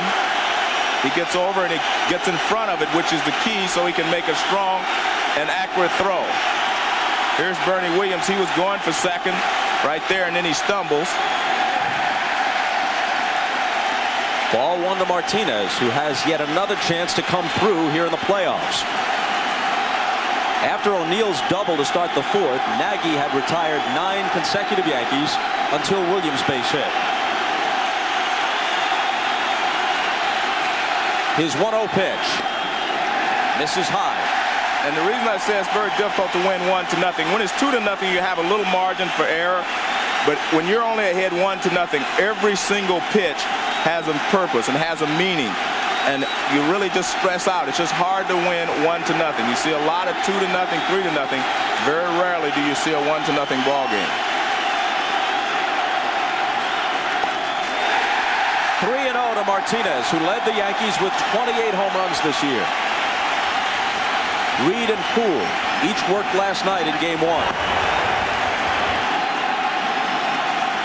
And there are easy shutouts and tough shutouts. This is a tough shutout because the importance of the game and your job out there. Everything is riding on it. He walks him. 2 on, nobody out.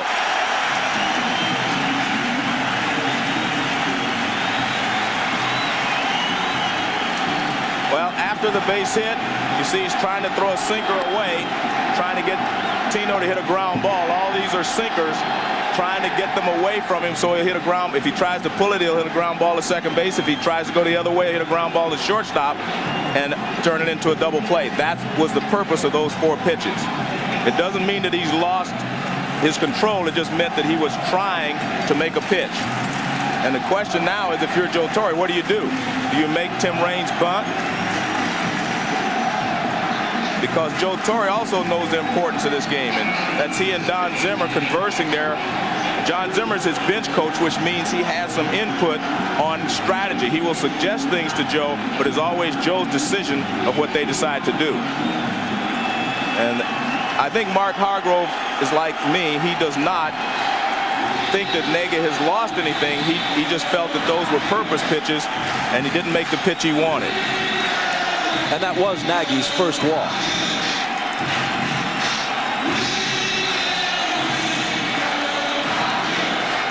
Raines does not have a sacrifice this season, but he can bunt.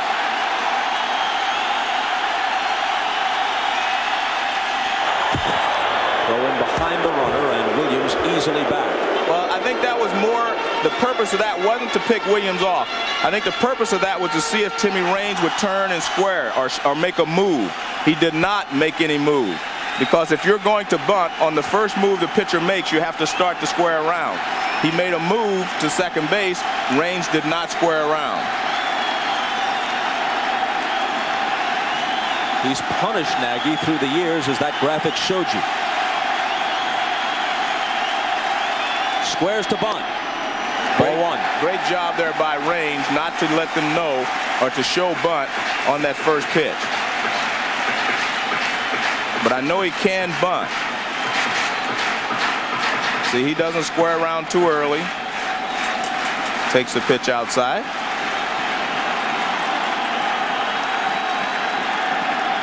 He steps out. Looks back down at Willie Randolph, flashing the signs at third. And don't be surprised if Joe Torre doesn't take the bunt sign off sometime during this at bat. The 1-0 pitch.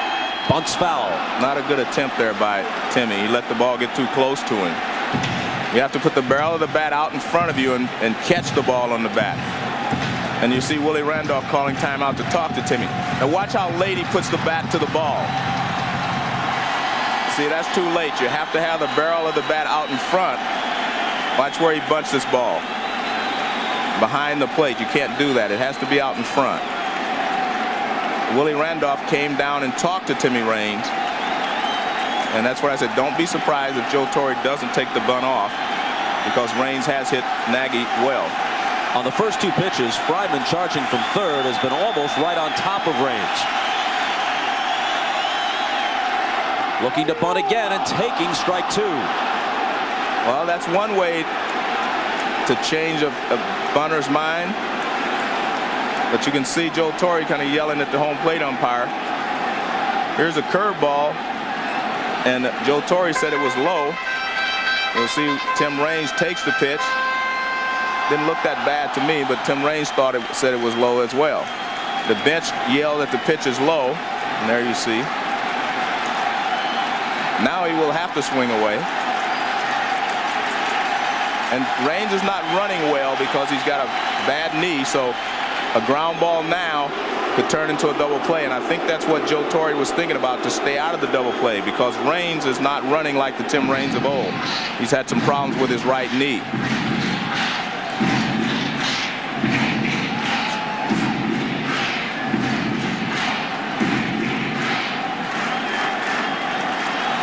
Hargrove a play or two from going back to Cleveland with the split he wanted, or possibly being in a nearly insurmountable situation against a great Yankee team. Beautiful. Raines strikes out for the third time. Foul tip. And Raines thought the ball hit the ground, but they're saying it didn't. That Sandy Alomar Jr. caught it. The breaking ball, and Raines did foul it. But Alomar Jr. makes the catch. Yep. And it is a clear catch. This is a breaking ball down and in. Raines goes for it, and it's strike 3. Good pitching there by Charles Nagy. Well, now look who steps up. This week's Sports Illustrated cover boy, Shane Spencer. There he is. If he hits one now, they might as well put the monument out there behind the fence right away.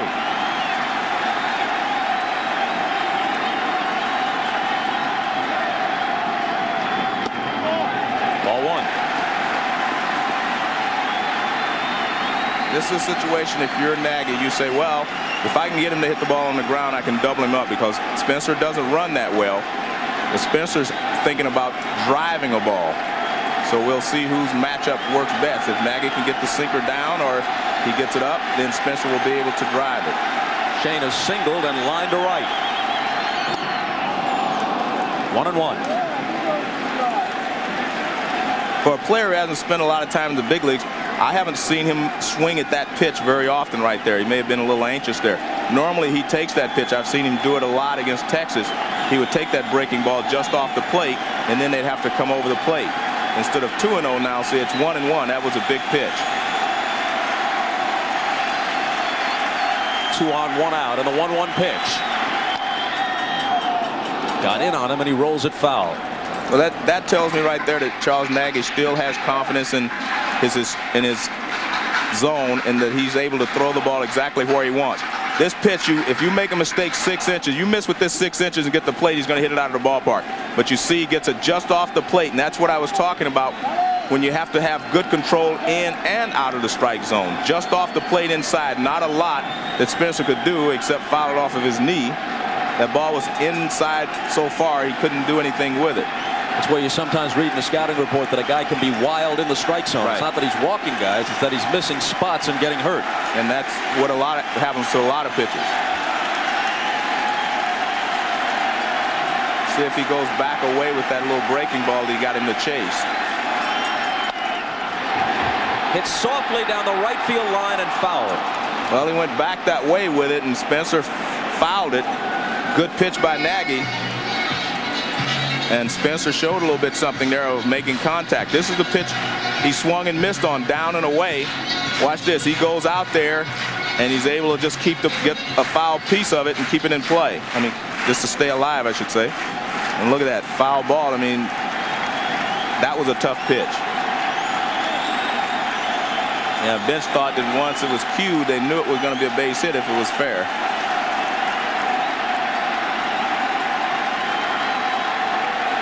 Another 1-2 pitch from Nagy to Spencer. Inside, Williams, who singled to open the inning, is at second. Martinez, who followed with a walk, is at first. Raines struck out, and now it's Spencer. Well, that last pitch had a purpose. The purpose was he went out and fouled that last pitch. The purpose of that pitch is to let him know that he will come inside, as he did 2 pitches ago, and it opens up the outside corner for him. Here it comes on 2-2. There it is again. So breaking ball away, but Spencer's showing a lot of patience here after swinging at that first bad breaking ball. The question now, if you're Nagy, you say, well, the runners may be breaking, so I may not get the double play. What do I need? Do I want to go for the strikeout, or do I want to throw the sinker and try to get the ground ball?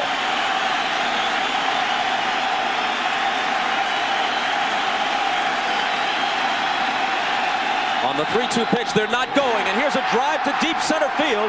Lofton, the ballpark will hold it. At the edge of the track, he makes the catch. Williams will advance. Martinez back to first. He gave it a long ride, but not long enough. Well, Nagy was lucky enough to get a little movement on this pitch. The ball moves in on his hands just enough. He doesn't get, see, it's a sinker that's moving towards him. It gets in right there just enough. I mean, another inch and that ball's hit out of the ballpark. He gets in just enough right there. And he thought he hit it well, but it was just enough up the handle that it would stay in the ballpark. So the movement on that pitch is what got him out. That ball moved into him right at the last second. And by that slim margin, the Indians still lead. You see, Spencer knows he just barely missed it. Brocious may not have missed this. Down the left field line, fair ball. The tying run scores. Martinez will be stopped at third on a double by Brocious.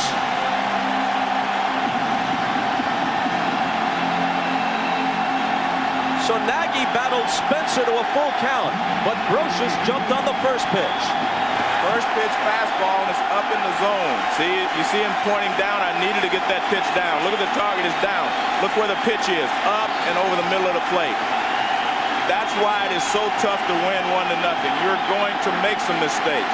I mean, it's impossible not to make mistakes in a ball game when you throw 120 pitches or whatever. Nice carom play there by Giles. Gets it back into Vizquel. Randolph holds Martinez. Williams scores the tying run. Nagy is done as Hargrove goes to the bullpen with Girardi, the next scheduled hitter.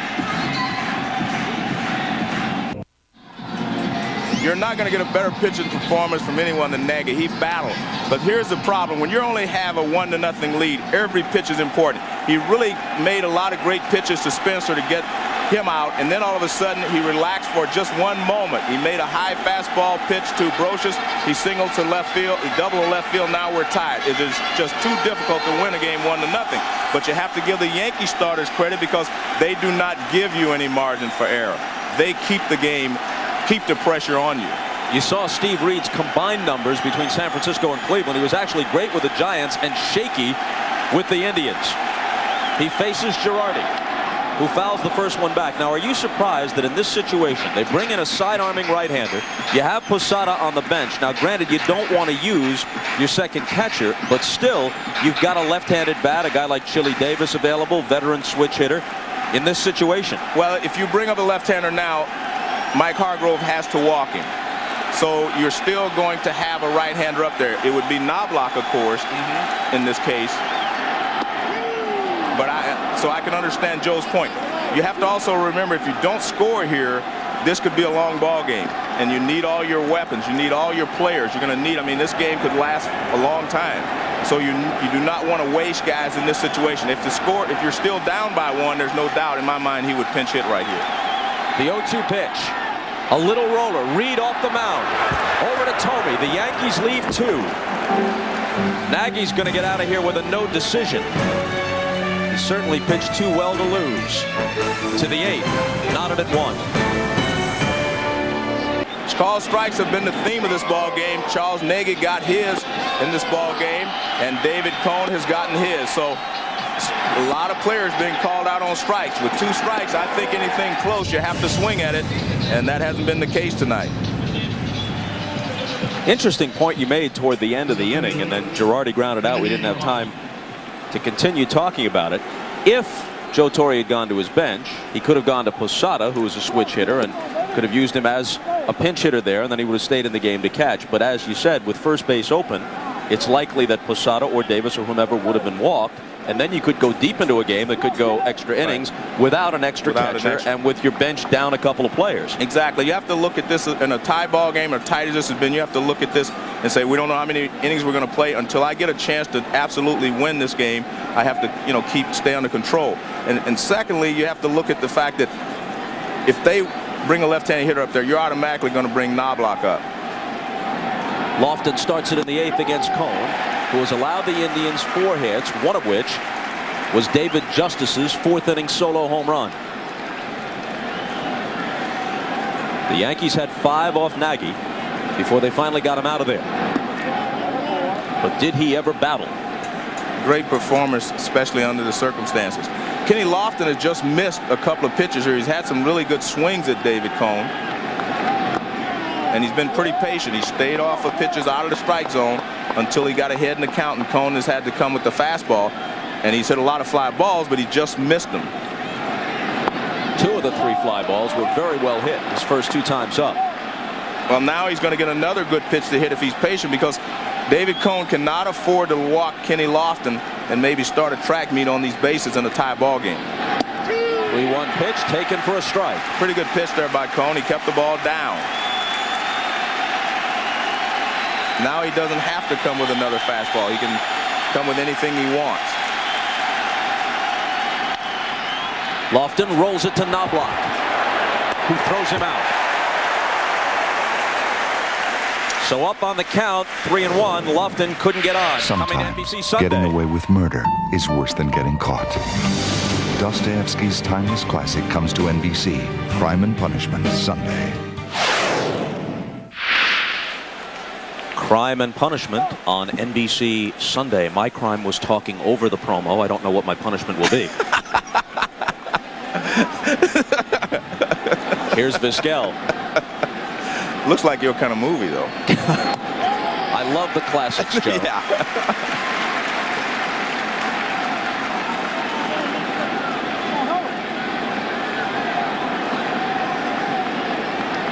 The 0-1 pitch to Omar. Slice down the left field line with Spencer in pursuit. It's a fair ball right on the chalk.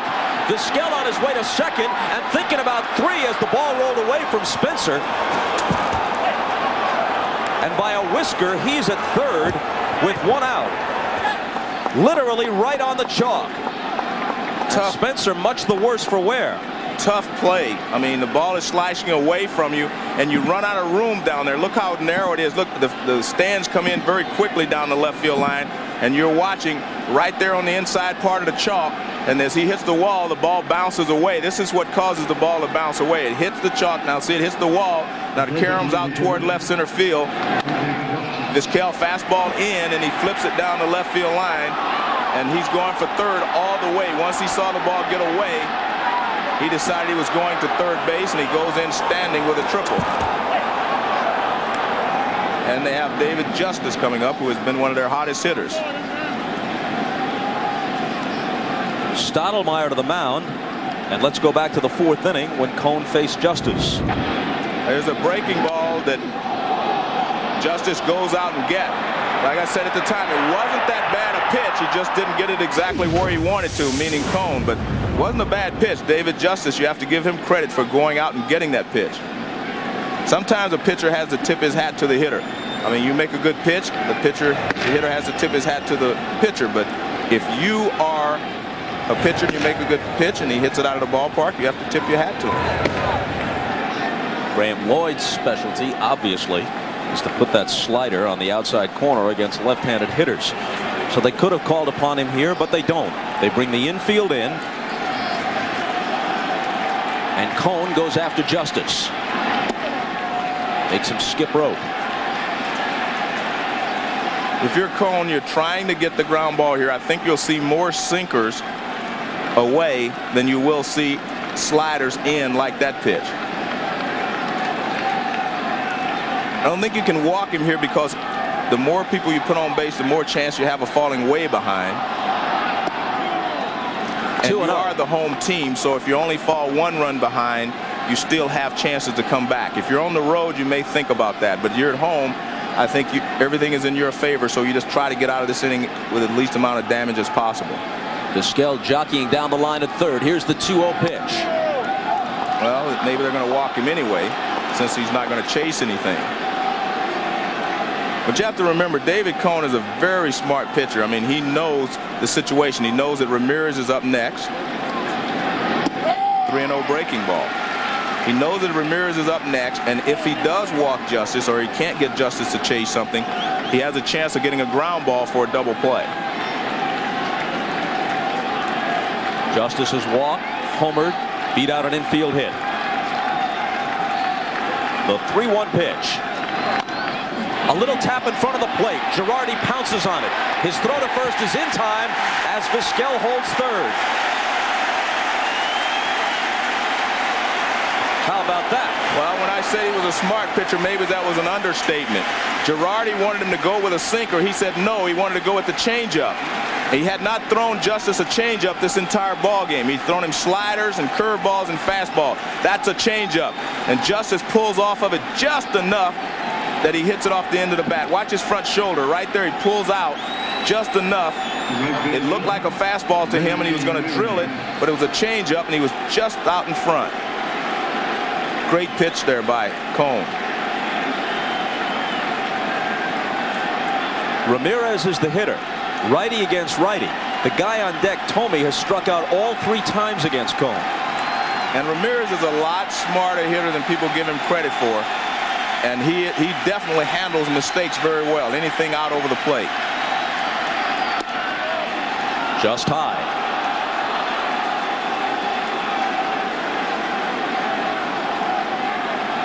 They're the key offensive players for Cleveland: Lofton, Justice, and Ramirez. And Lofton has been the one that has struggled the most. Justice, of course, the only run of the game for Cleveland tonight on a home run. A little squibber that is foul. And David Cone has not thrown a lot of changeups in this ball game. Now he is going to the changeup, and I think that's a very smart play because it looks like a fastball, and all of these hitters are a little anxious now. If you're Cleveland, you're anxious to do something. You want to drive in this run. You want to do something. So the changeup works perfectly for a guy that's aggressive. When hitters are aggressive, the changeup is a great pitch.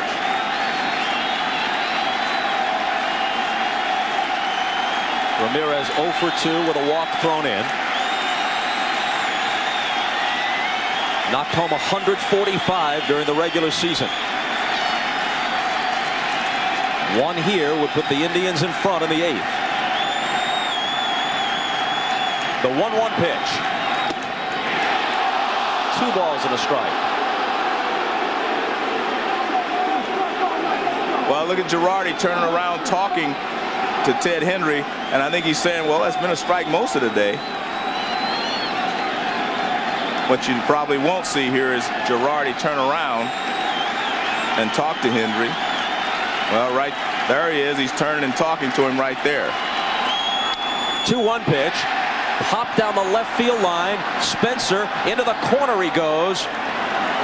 And a foul ball. And there was a big push at third base then by Omar Vizquel. In fact, he almost caused David Cone to stop. David Cone was in his windup. Now Girardi's going to talk to him because he almost balked. Now watch. See, he said, I didn't see him. Now watch him wind up. Now watch what Vizquel does. He makes a real break, and then he stops. And Cone actually hesitated in his windup. Not a balk. He started his windup, and he just hesitated before he delivered the ball.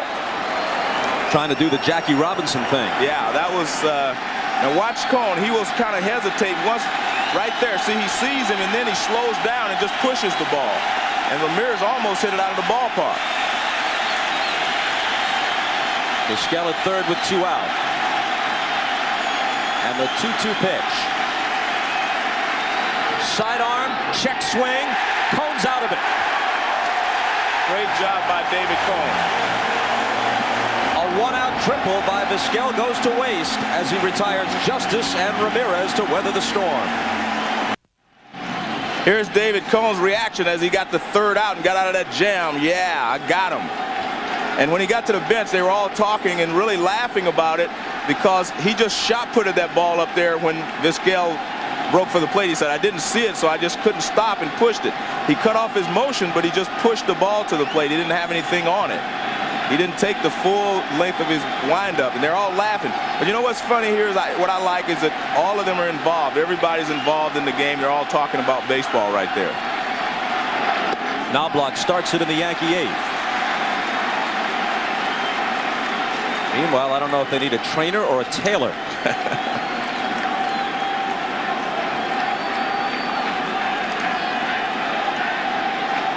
Spencer getting patched up after diving for Vizquel's triple. 1-1 as Reed gets the strike across against Knobloch, and we go to Jim Gray. Thanks, Bob. Gene Monahan is attending to Shane Spencer's right knee. It's bleeding, and they can't seem to quite get the bleeding stopped. He's tried to patch it up 2 or 3 times, and he will keep going until he is able to stop it, but Spencer will continue in the game. Bob? The 1-1 pitch hit to Tomey. Uses his chest very effectively, as he is sometimes wont to do, and records the unassisted putout. Actually, that's a nice play by Tomey, and you said he's done that the entire game. Just let it bounce off you. If you're a first baseman or a third baseman, you can block the ball and throw them out, and sometimes it's second. Shortstop's the place you have to catch the ball clean. Nice play there by Tomey. 1 down.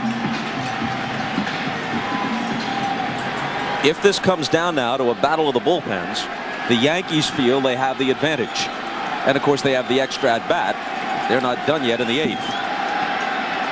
Tied at 1. Hits are even, 5 apiece. This is kind of a classic fall classic ball game. You know what I mean? 1-0 pitching ball game. There you see Rivera warming up in the bullpen. There have been a lot of great things happen in this ball game. A lot of people say a 1-0 game, not a lot of action. Now it's 1-1, but there has been a lot of action, a lot of things going on in this ball game for you baseball purists.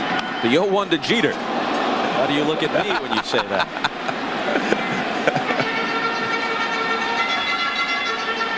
Purists, traditionalists. I told you the problem last week, that I'm starting to think too much like you. I don't know. Starting to worry, you know what I mean? Cool and chewy, just in case.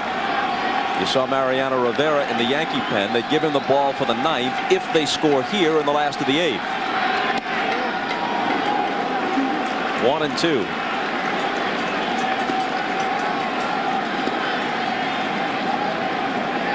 Some people think a purist is somebody who wants all the games to be played in the daytime and everybody to come to the game on a streetcar, and everybody gets in for a quarter on Ladies' Day. Fouled off. Other people might think a purist is just someone who appreciates the game's finer aspects. So you want to know which one of those I was referring to? I'm just laying out the parameters of the debate. So I don't have to answer. I can just, I can choose later, right?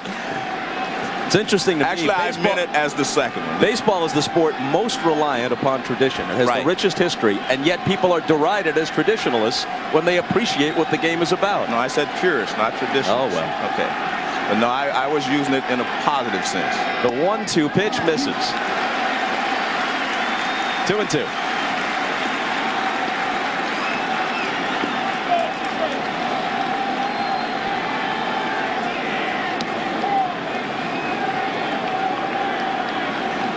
Actually, there's Joe Torre. I mean, you can tell that there is some concern on Joe Torre's face. I was talking to Hargrove. He says, you know, he gets a little more excited than Joe, but Joe just kind of sits there and lets things happen and controls the game.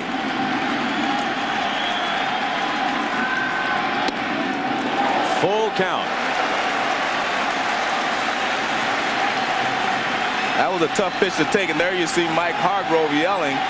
You know, the strike zone, he's saying, it shrunk a little bit. Is Hendry calling him tighter as the game moves into its closing stages?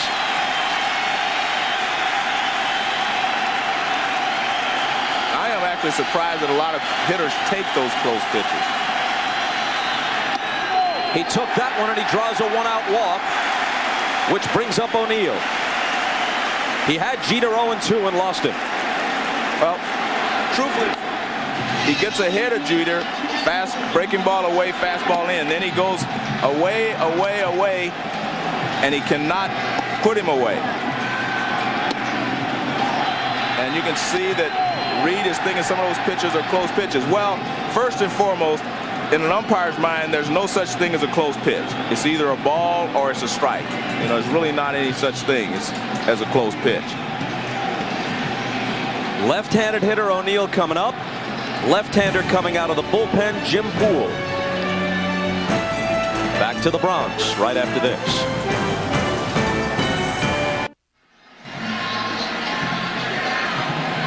Reed gives way to Poole, who has appeared in 12 games this year with the Indians. No record in this tour of duty with Cleveland. This is his combined record. He started the year with the Giants. This tells you how scarce left-handed pitching is. The Giants released Jim Poole. The Indians then re-signed him. He had been with them a few years ago. And not only did they add him to the roster, they give him the ball with the game on the line in the LCS. Well, you have to bring, he wants to bring a left-hander in to match up with Paul O'Neill, because that way, at least if you can get a sinker down, you might get a ground ball for the double play. And you also help to hold Jeter at first base. You keep him from being a big, a steal threat in this situation. And Hargrove has the computer printouts that tell him that O'Neill has not hit Poole all that well. O'Neill also grounded into 22 double plays this year. He hits it on the ground. They could get 2. He won't hit that on the ground, way high. And I think they're using Poole instead of Ossenmacher because they're going to have to take Poole out if he gets on base, because I don't think they want Bernie Williams hitting from the right side, but we'll see.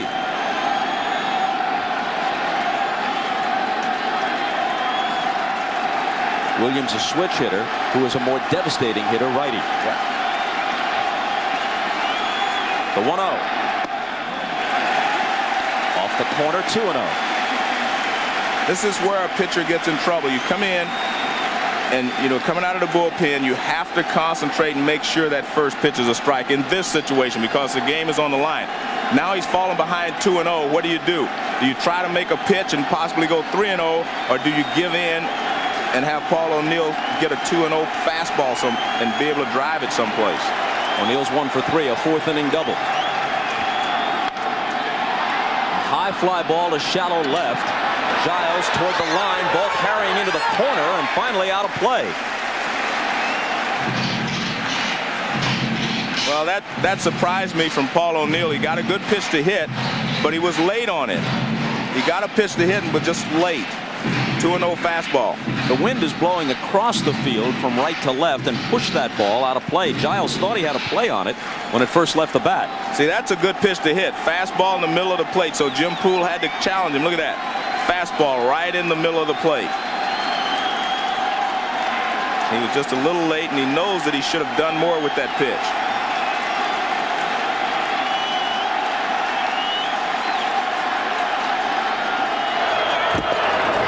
Chase back.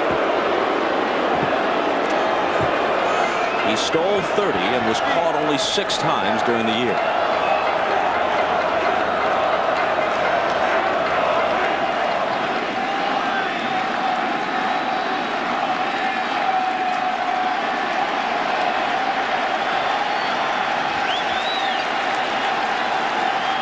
The 2-1. Another pop into shallow left. Vizquel back along with Fryman. Vizquel has no play. Well, he made a mistake there because he called Fryman off. Fryman felt like he could catch it, and Fryman could have gotten to the seats quick enough that he may have been able to catch that ball before it hit over the seat in the seats. And here's Fryman. He's moving over. Now Vizquel calls him off. Now he doesn't get over there. And see, that ball is right there in the first row. If Fryman gets there, see, Fryman could have gotten to the seats and been waiting for the ball. Vizquel is not going to get there. Maybe it, may not have had a play, but at least he would have been there trying to make a play. I think Vizquel underestimated the wind. A rare Vizquel mistake? Yes, mental anyway, because Fryman thought he had a chance.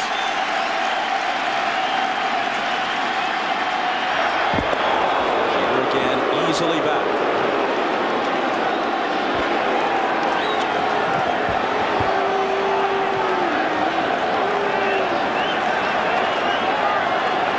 What do you do if you're Jim Poole? You've got a guy who's thrown him 4 straight fastballs. He was late on the last 2, but he's seen 4. Do you try a breaking ball and possibly go to 3-2 where they can start the runner, or do you come after him again with a fastball? I think you need to go after him again with a fastball. Left center field. Giles on the run to the track, makes the catch. And Jeter goes scampering back to first. O'Neill hit the ball well. That was a fastball, and I think he needed to go with a fastball because you can't let him start the runner by going 3-2, and he was late on all the other fastballs. You throw him a curveball, he might pull it. Fastball, that was in a little bit. He knows he didn't hit it well. It got on his hands a little bit. He knew that it wasn't going out of the ballpark or going to be over Giles' head. And Jim Poole is not sure. Now he knows as soon as he sees Giles stop out there, he knows that he's going to be able to make the catch. And as I suspected, I guess they're going to bring someone else in to pitch to Bernie Williams. Looks like Shuey coming on as we step aside.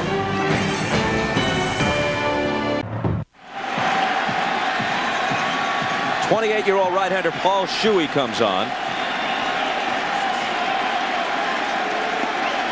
5-4 for the year. We saw him briefly last night. His ERA 3 on the nose. Well, he threw the ball well last night, a good fastball, but now Jeter has an opportunity to try to steal if he can get a good jump. Williams is 1 for 3 at a 7th inning single.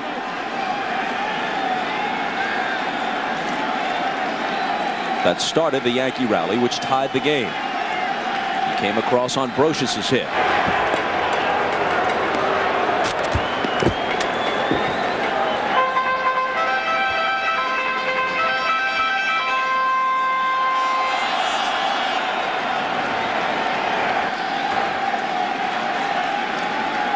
The 0-1 to Bernie.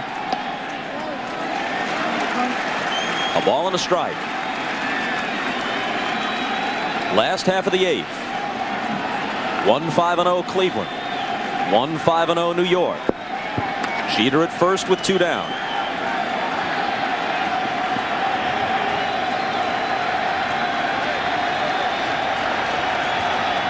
There he goes. And Alomar can't find it. He steals it easily. And that's a smart play for a couple of reasons. I mean, you go, even if they throw you out, you have Bernie Williams leading off the 9th inning for you. So I think you have to attempt it in this situation. He gets a good jump, picks the right pitch. Alomar trying to rush, was not able to make a throw.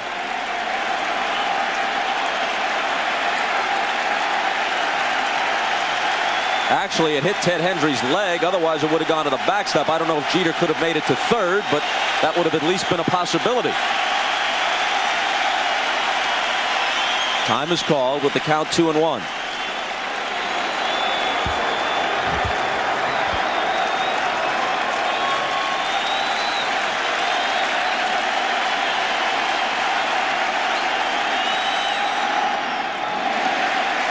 Three balls and a strike.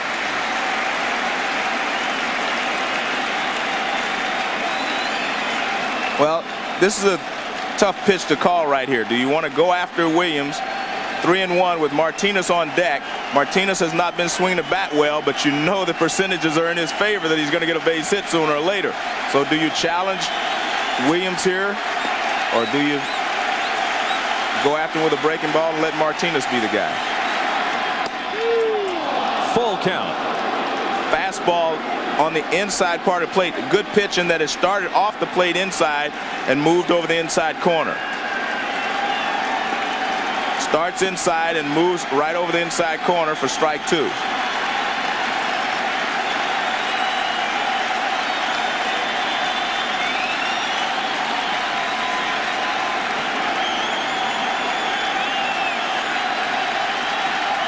The 3-2 pitch.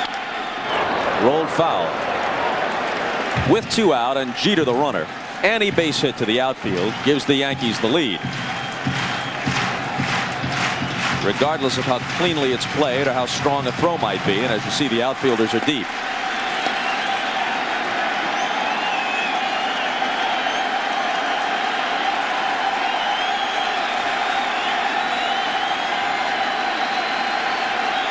Again on 3-2. But first, Shuey wheels around and looks Jeter back.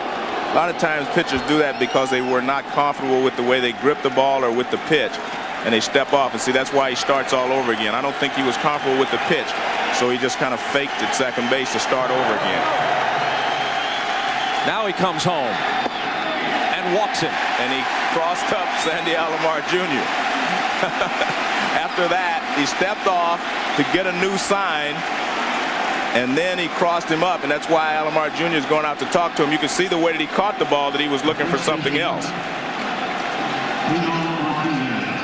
Now watch Alomar Jr. how he catches this ball.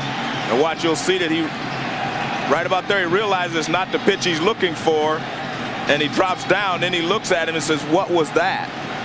That was not the pitch I called." So he goes out so they will not make that mistake again. They may even change the sign. A lot of times with a run on second, use first sign. and the second sign after that, or you hit your shoulder and say the second sign after this. You use indicators by touching some part of your equipment, and the next sign is the right one. Now Martinez, long overdue. Rolls one foul.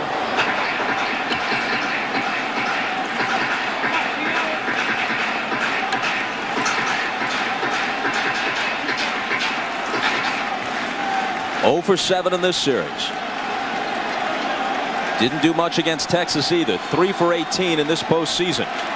After batting .281 with 28 homers and 123 RBIs for the year.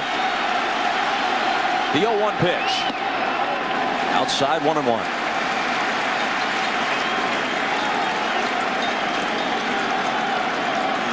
And if you're a good hitter as Martinez is, I mean, every time you make an out, the percentages are in your favor that you're going to get a base hit the next time up. I mean, it's just weird like that.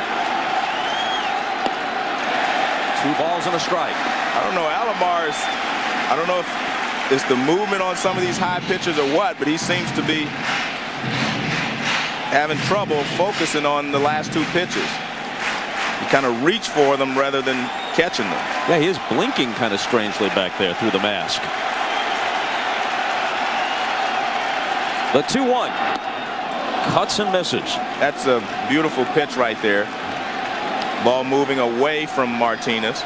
Looked like a good pitch to hit, 2-1. And watch the movement on this pitch. It just moves down and away from him, and he can't handle it. Martinez against Shuey, the 4th Cleveland pitcher. Nagy, Reed, Poole, and now Shuey. The count goes full, and the runners will take off.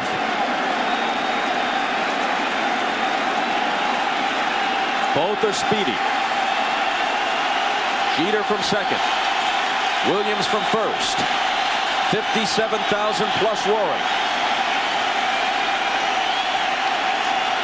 Tie game, bottom of the 8th. There they go, and here it comes. A swing and a miss, and Martinez comes up empty yet again. We've played 8. Totals even across the board. NBC's coverage of the American League Championship Series is brought to you by Chevrolet Trucks, the most dependable, longest-lasting trucks on the road. By new Ocean Spray Wellfleet Farms Cranberry and Granny Smith Apple, we only pick the best fruit. And by Sun America, the retirement specialist. Game 1 of the National League Division Series begins about an hour from now on Fox. The way this is going, we could have games going on simultaneously, which is what the remote control was made for. Then we're back Friday night, game 3 from the Jake. Cologne against Pettit.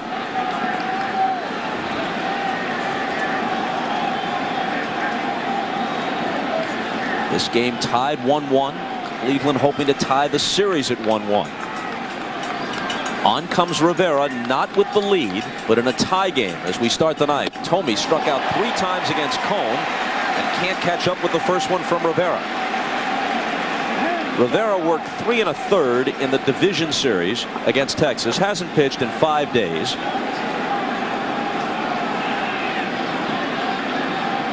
And comes on in game 2 in the ninth. And this year, Bob, his strikeouts are down, and the reason for that is because he's used more sinkers, more sliders. He used to just reach back and throw the ball as he did here the first 2 pitches, and you get a lot of hitters chasing that high fastball. The 1-1 pitch line right back to him, and he reaches out to snag it.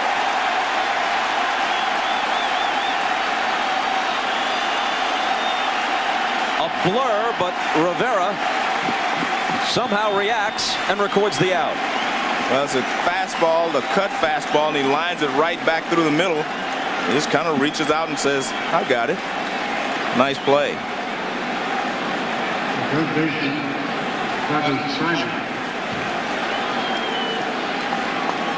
Now Travis Fryman, who's 1 for 3. The starters who pitched so brilliantly, Cone and Nagy, Each will wind up with a no decision. In the hands of the bullpens now. Fouled off by Fryman.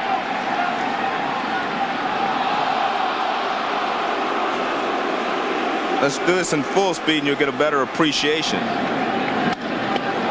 Listen to that boom, boom. That's and he smiles. You get a better appreciation in full speed. Not much time to react.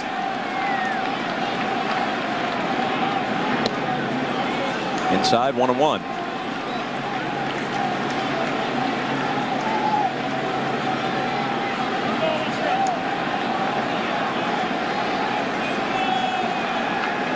Fryman hit 28 home runs during the regular season. A chopper foul. You mentioned Rivera's strikeouts being down. I mean way down. A couple of years ago, when he was the setup man for John Wetland, he averaged 11 strikeouts per 9 innings of work. This year, about half that, 5.3 for every 9 innings of work.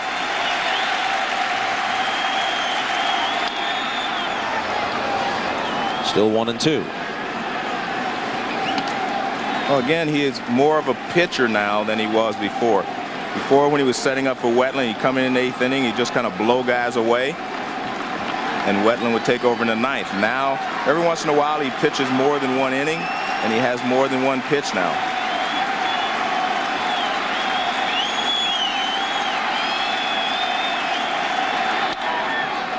A high fly ball, left field line, with home run distance, but foul.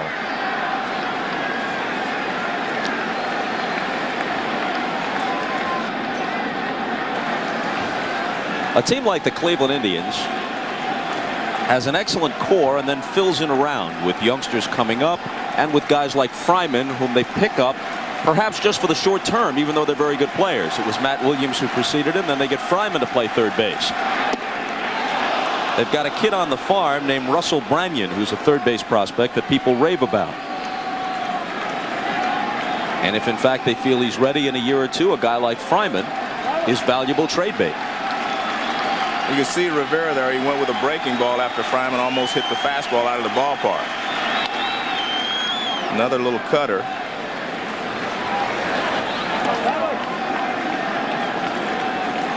Well, they're trying to check and see if they use the same balls here that they use in Cleveland. And maybe see if Rivera had done anything to the baseball. Scuffed it in some way. He throws too hard to do anything to the ball. It probably wouldn't work for him anyway. Doesn't need to at this stage. When he's old and weary, maybe he'll try to cheat. Still 2-2 as Fryman hangs in.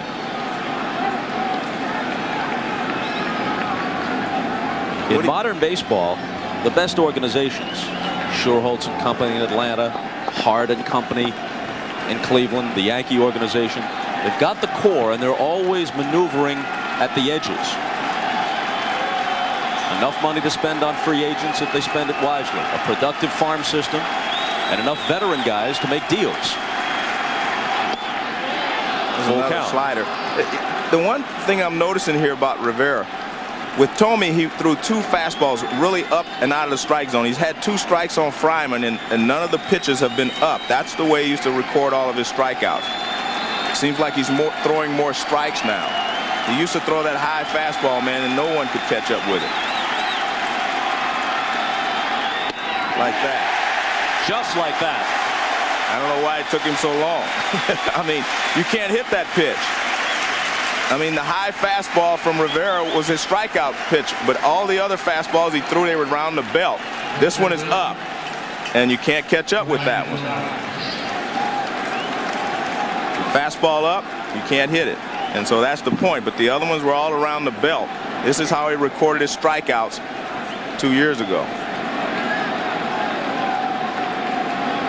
Giles 0 for 2 with a walk. Fouls it straight back. Scheduled hitters in the New York ninth: Raines, Spencer, Brocious.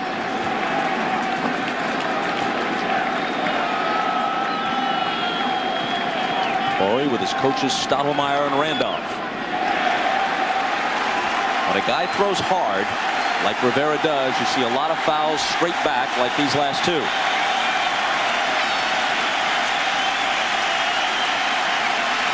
Trying to work a perfect ninth. Like most closers, Rivera doesn't have that many decisions. 3-0 for the year with 36 saves. But he's in a spot where he might be the winner if he can close out this inning and the Yankees can score for him in the bottom half.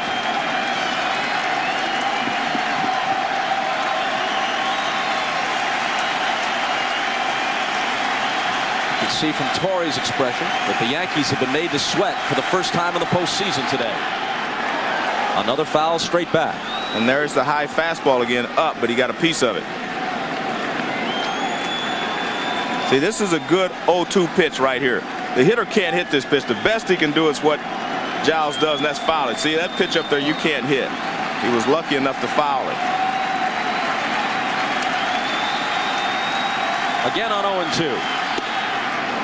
This one sails high. And most times you can't hit the high fastball, most hitters, because they drop their hands just a little bit to get them started, and then you can't get them back up in time to handle that high fastball. That's why the high fastball is so effective. Another foul. Giles can't get on it, but he's managed to get a piece. And the good thing is, if you watch him, it's because he's not dropping his hands. You can see Fryman dropped his hands. He couldn't get back up to it. And watch where Giles' hands, he does not drop his hands. See where they are? They stay there, right there. See, they stay up there, and that's why he's able to foul it. Most hitters, their hands drop just a little bit to start the bat, and you can't get it back up in time. Broken bat and a foul ball. Giles is left with the splinters as he walks back to the dugout. This is a cut fastball. He starts and watch, it starts on the inside part of the plate, moves way in, and all Giles can do is get it right by his hands. And that's not a slider, that's a cut fastball, which means it's almost as fast as his fastball, only it moves in at the last second. Even with the batting gloves on a chilly day like this, how does that feel?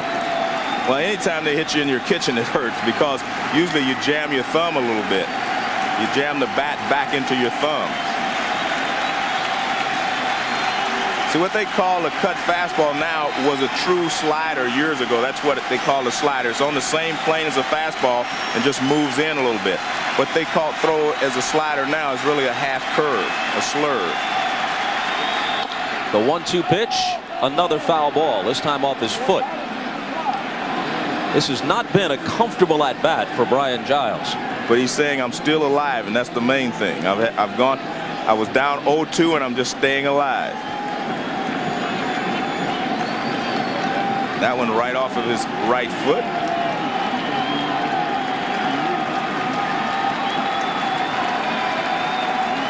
That's why you have that shin guard there. A lot of those sliders down and in, you hit them off your shin. He continues to battle. In this ballpark, Giles can be especially dangerous. He hit 16 home runs as a platoon player. There's the porch in right. It's pretty tough to turn on one against Rivera, but Giles might. This is a great left-handed hitter's ballpark. Rivera's thrown him 8 pitches. He's fouled 7 of them off. One more. Well, he's tried just about everything. The high fastball, he fouled him off. The cut fastball, he's fouled him.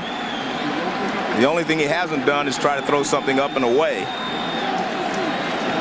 Most of these pitches have been middle of the plate in that he's been able to foul off. Now he moves outside, and there it is. Called strike 3.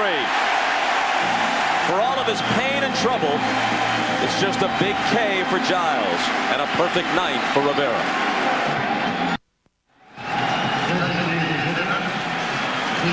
Tim Raines had just about owned Charles Nagy in all their previous confrontations until today, when he faced him 3 times and struck out all 3 times. So he's happy to see anybody but Nagy out there as he leads off the 9th.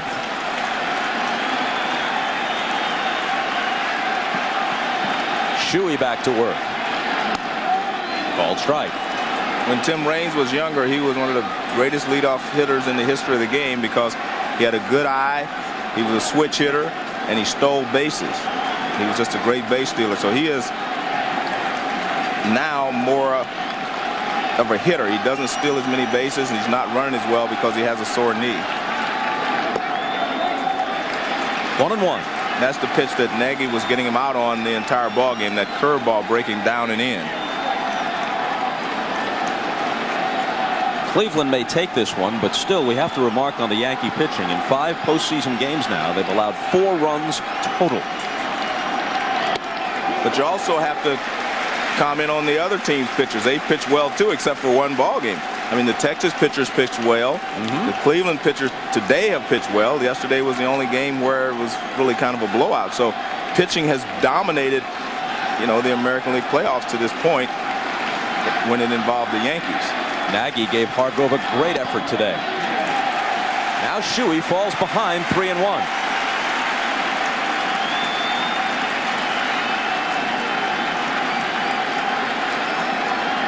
Shane Spencer, who has been Mr. September and early October, is on deck.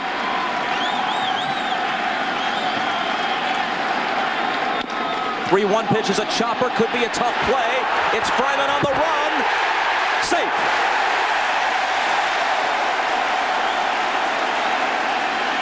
Well, Tim Raines can still run when he can smell a base hit. This was a chopper, and he knew that he had a chance of beating this out. So when he comes out of the box, he is really running.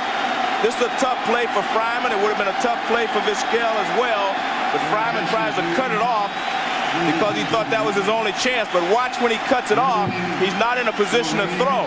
He has to take an extra 2 steps before he can throw it, whereas Vizquel was coming straight in. He may have had a chance.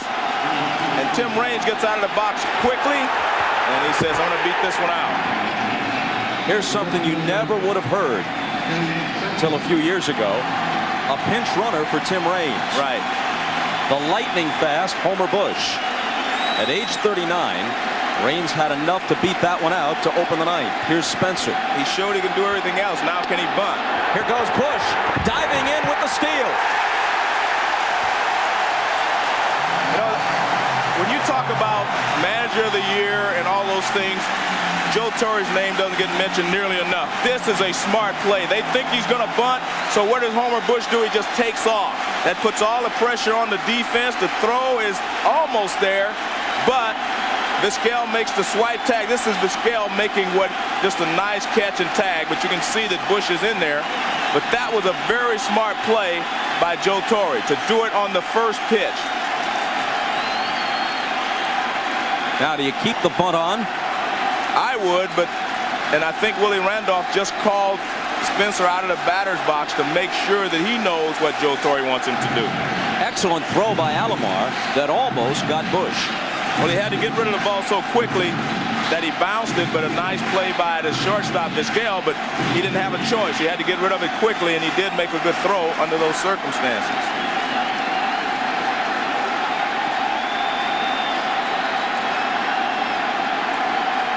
Rochus on deck.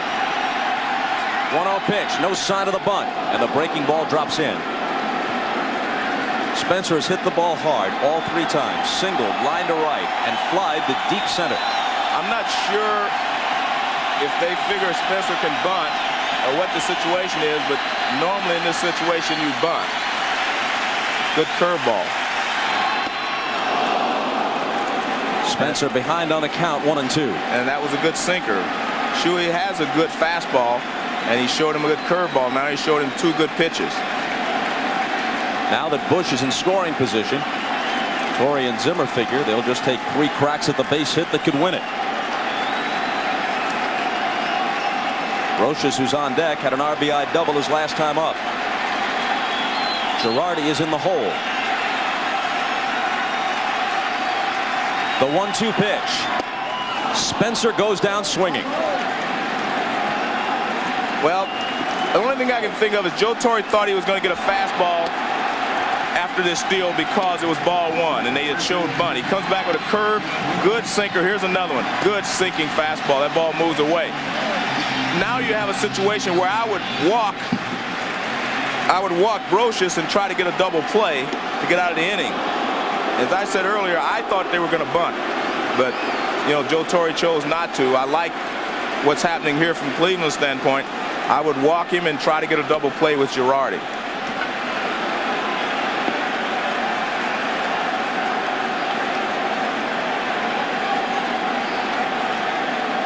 It's Shuey's game. The Cleveland bullpen is quiet.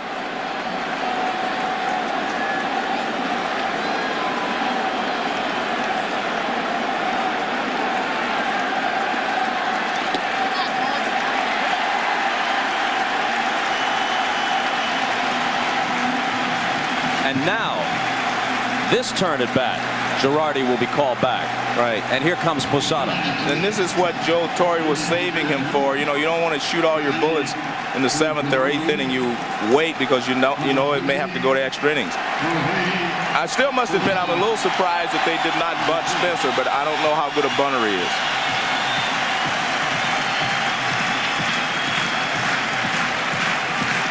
So Torre goes to Posada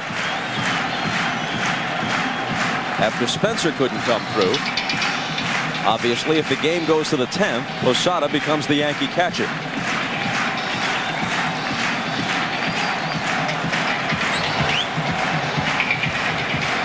And no one's throwing in the Cleveland bullpen, so Shuey's going to either get out of this inning or he's going to lose it.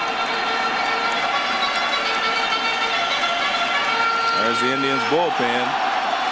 Everyone's sitting. Posada had 2 hits last night, one of them a home run.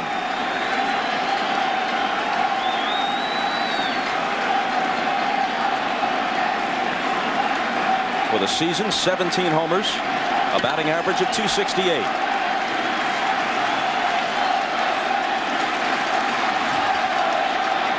Shuey's pitch is a ball. Knobloch, the leadoff man, will be next.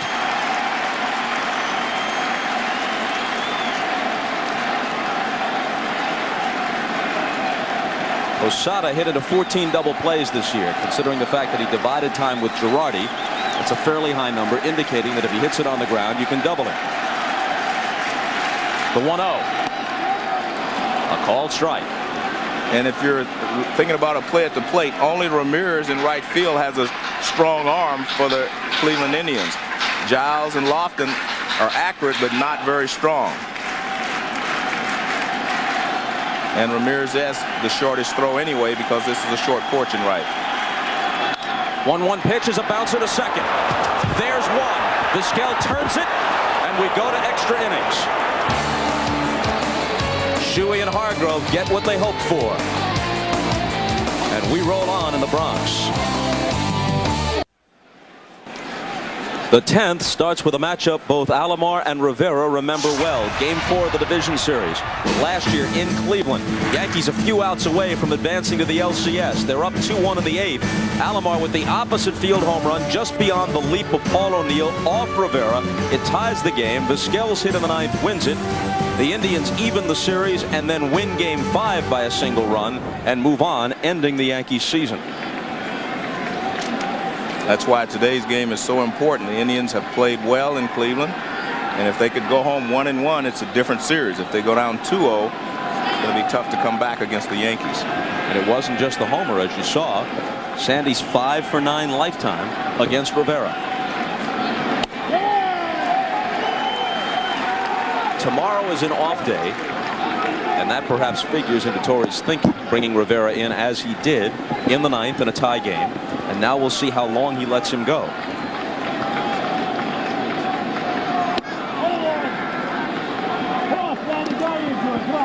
Alomar will be followed by Cora and Lofton.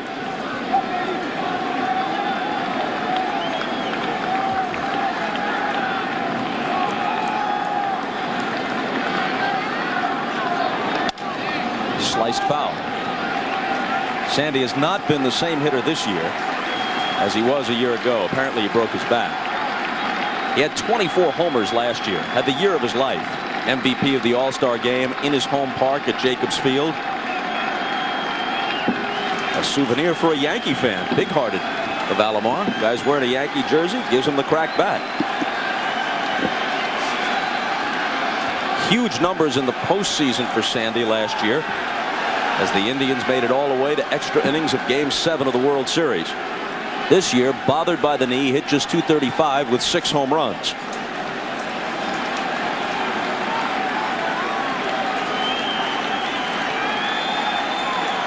Let me amend that home run total. 21, not 24 a year ago.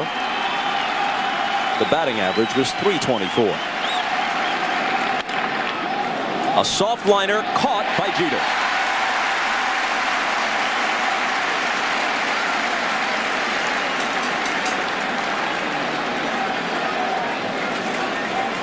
I think the Goodyear blimp doesn't work overtime. We go to the 10th, and they remain hovering above.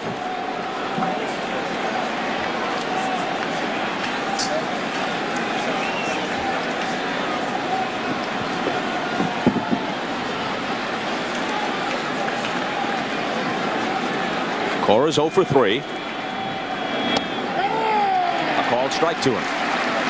Well, I think if you're Joe Torre, you have to decide if this is the only inning you're going to go with Rivera. That means 2 innings if he gets out of this. Or I don't think you can go 3 innings because you have 1 day off and you may be needing him on Friday. Martinez to Rivera covering. 2 out in the Cleveland 10th. But Joe Torre knows how much he can throw and how often he's able to come back. So we'll see. I don't think you say I'm going to stay with him until we win or lose this ball game. I don't think that's the case. And it all depends on how many pitches he throws, because that's one of the ways that they gauge Rivera, is how many pitches he throws in an outing. For the moment, nobody up in the Yankee pen.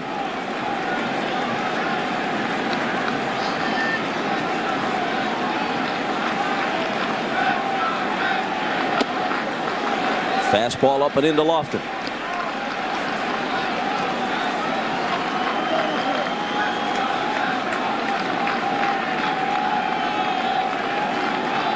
Kenny looking for his first hit of the series. In the bottom of the 10th, the Yankees will send up the top of the order: Knobloch, Jeter, and then O'Neill.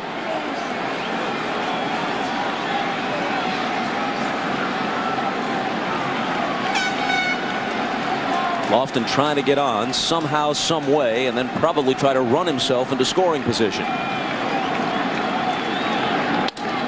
A broken bat looper. Jeter in his tracks tucks it away.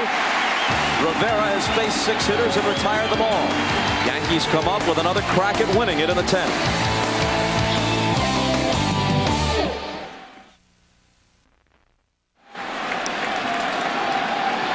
Moments ago, Rivera getting up off the Yankee bench and heading for the clubhouse. He pitched 2 perfect innings through 32 pitches, and now he's done. Once this went to the 9th in a tie game, obviously as the home team, the Yankees, who now have Stanton throwing in the bullpen, weren't going to face a save situation. So Torre used him with the game tied, used him for 2 innings. He hadn't pitched in 5 days, off day tomorrow, 32 pitches, and that's it. Yeah, you couldn't use him more than 2 innings. I just could not fathom him using him more than 2 innings, because he may need him again on Friday in a save situation. This is where Knobloch was one of the best players in the league when he was with Minnesota, leading off in a tie ball game. Cora from near the second base bag, close play, and he gets it. So Knobloch wears an 0 for 5 collar.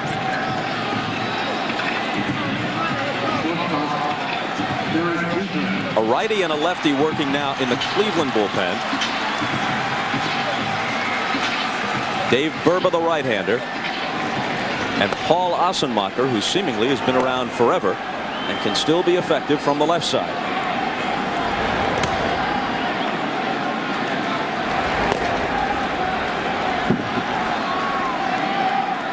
Jeter is 1 for 3 with a walk. He had a first inning double.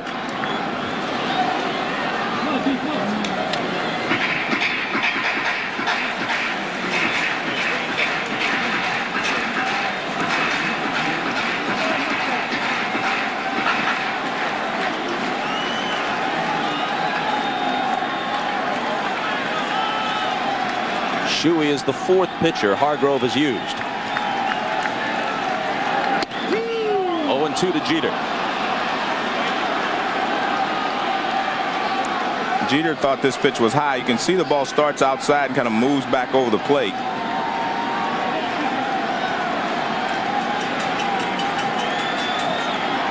Shuey got the last out of the 8th, survived a scare in the 9th. Works with 1 out and the bases empty in the 10th. And the count holds 0-2 to Jeter.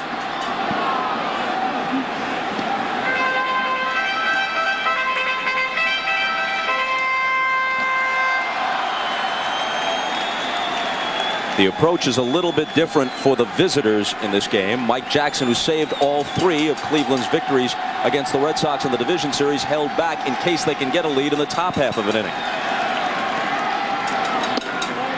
Off the corner, 1-2.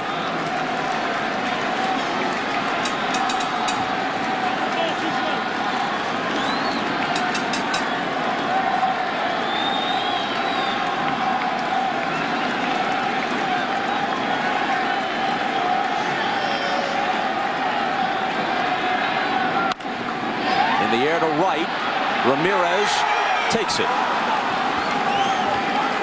rather effortlessly.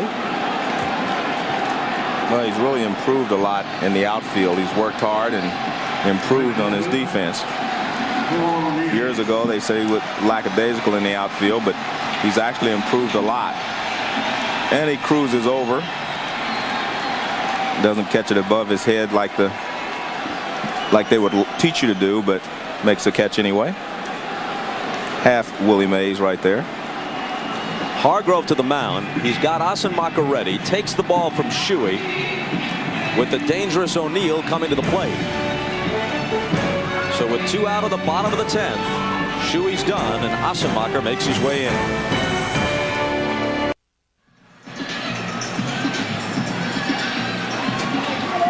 About 3.5 hours of baseball have been played at Yankee Stadium. Nothing decided yet. Paul O'Neill is the hitter with 2 out and nobody on. And the 5th Cleveland pitcher is 38-year-old Paul Assenmacher. Well, Assenmacher's main job in the Indians' pen is to get out left-handed hitters, tough left-handed hitters. He throws a lot of sliders, a lot of breaking balls, a variety of speeds on it, and a fastball. There's a breaking ball. He throws 2 or 3 different breaking balls. Third base umpire Tim Welke says that O'Neill committed himself. Strike 1. Take a look here, and that's what Tim Welke saw, and it looks like he was correct.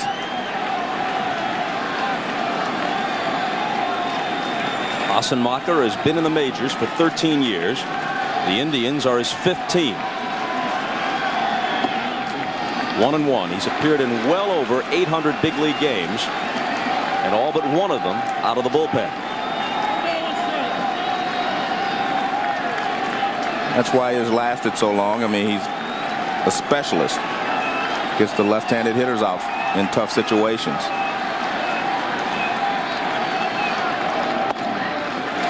If he loses O'Neill, Bernie Williams, the switch hitter, is on deck, but as we've noted, he's a more dangerous hitter right-handed, and they had the righty Burba warming up. They also have Mike Jackson up throwing now as well, Bob. He's throwing him 3 straight breaking balls. You mentioned he throws a lot of breaking balls. That was Jackson closest to you. Another breaking ball. And Paul gets under it, skies one to shallow right. Ramirez comes in and will play the 11th. And the notorious O'Neill temper flashes briefly. Back to the Bronx after this. Omar Vizquel will start it in the 11th. He's 1 for 4. Here's what he did his last time up. Against David Cone, he slices one down the left field line. The diving Shane Spencer can't get it. It's barely fair. It becomes a 1-out triple. But then Cone, bearing down, faced his 2 most important hitters of the day, and he got Justice and Ramirez to ground out weakly. He got out of the inning, preserving the 1-1 tie, and that's where we stand with the starters Cone and Nagy long gone.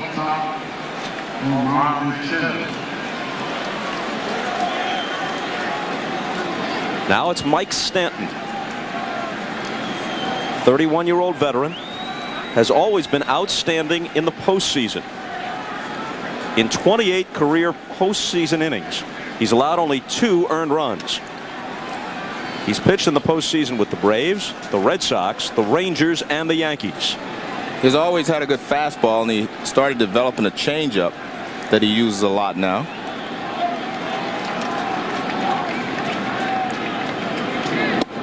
Switch hitter Vizquel batting right takes a strike.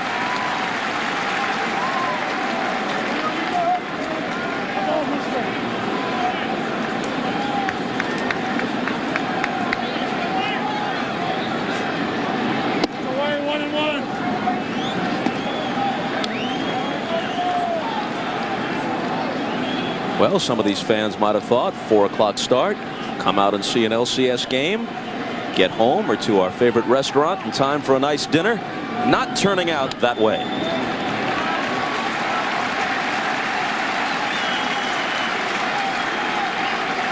But I don't see anybody complaining. It's a very good ball game. I mean, a lot of things have happened. It's only 1-1, only 11 base hits, but there have been a lot of moments in this ball game. A lot of key at bats, a lot of key pitches. In October, a hot dog and a pretzel taste better anyway, with the pennant on the line. 2-2.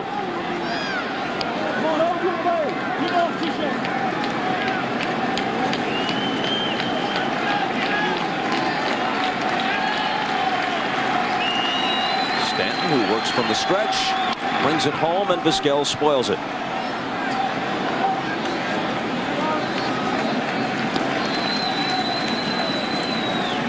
Justice will follow, and then Ramirez. The much-used Jeff Nelson getting ready just in case.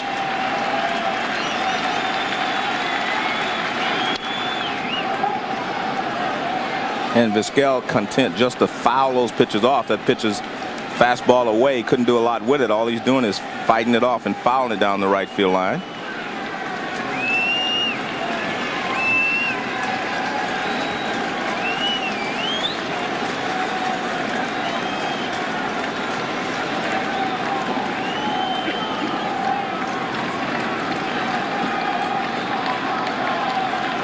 Something was thrown on the field, and the ball boy had to go to retrieve it. That's the reason for the delay. The easiest play he's had today. All those caroms he's tried to play down the right field line.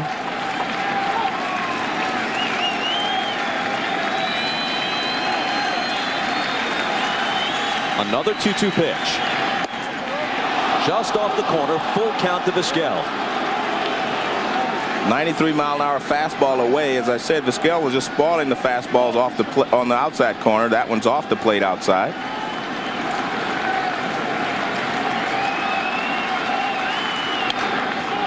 Pop back and out of play.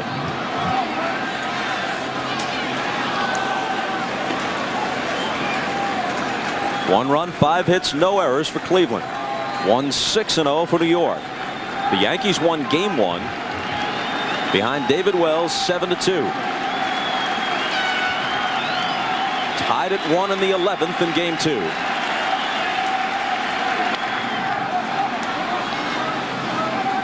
Vizquel doing a good job of staying alive and fighting off some tough pitches from Stanton. Stanton was away, and then this last pitch inside, and he's still able to fight it off and foul it back.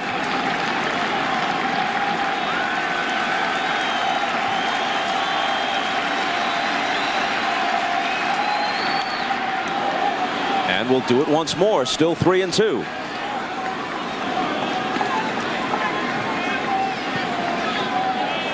Hargrove outwardly placid, churning inside.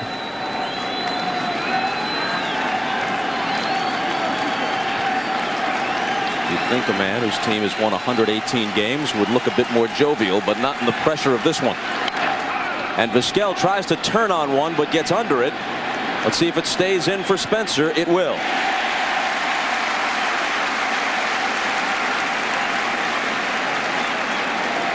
So finally, Stanton gets Vizquel.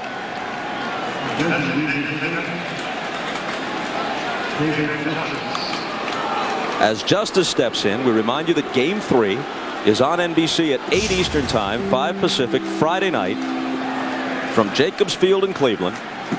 Scheduled pitchers Bartolo Colon and Andy Pettitte. The question is, will the Yankees have a hammerlock on this series, or will the Indians get out of here with a split and have the next 3 at home and suddenly have the Yankees worrying a bit? This is truly a big game. I mean, it's kind of like a 2-game swing during the regular season. I mean, if either you're 1-1 or down 2-0. 2-0 is almost impossible to come back from. 1-1, you actually have the advantage because you're going home for 3 games, and you play well there. Well, a number of teams in postseason play, playoffs or World Series, have come back from 0-2, but seldom has it been a team going up against the likes of the Yankees. Very difficult task, though, when you get down 2-0 mentally as well. A ball and 2 strikes to Justice. He's walked, homered, beat out an infield hit, and then with Vizquel at third and only 1 out in the 8th, he nubbed one in front of the plate, and Girardi threw him out. Then Cone got Ramirez on a comebacker and preserved the tie. Still 1-2.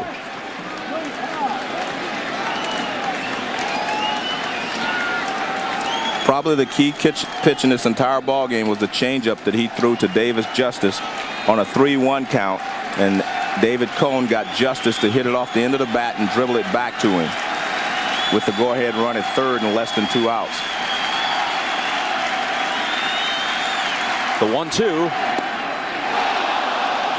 2 balls and 2 strikes. Justice has always hung in well against left-handed pitching. It was against a left-hander, now his Cleveland teammate Jim Poole, that he hit the game-winning homer in Game 6 against in the World Series in '95 when Poole was with Cleveland and Justice with Atlanta.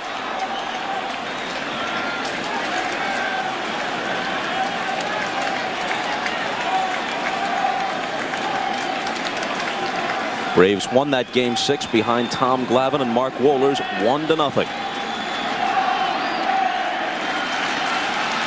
Sandy Alomar Jr.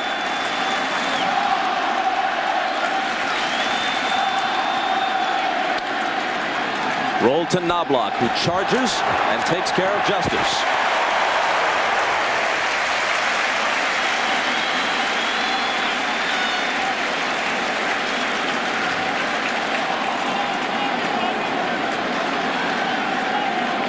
The right-handed hitting Ramirez is the next hitter. Torre to the mound, intent on making a move, we'd guess. Well, Ramirez has been their best hitter power-wise, in the postseason, and Joe wants to decide whether he wants Jeff Nelson to come in to pitch to him or Stanton to go after him in a certain way. Stanton's smiling. He said, "Hey, I can get him if you let me. If you want me to get him, I'll get him." Well, he didn't take the ball right away, but eventually he did. Stanton's saying, "Well, you shouldn't have asked me."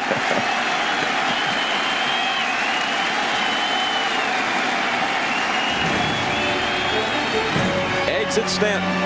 Enter Nelson.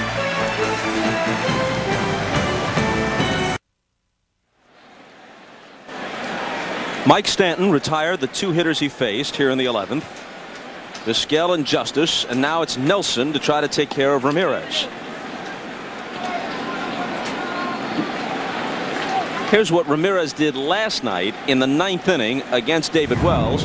His team trailed 7-0, but he did spoil Wells' bid for a shutout with a long home run just inside the foul pole and left that made it 7-2.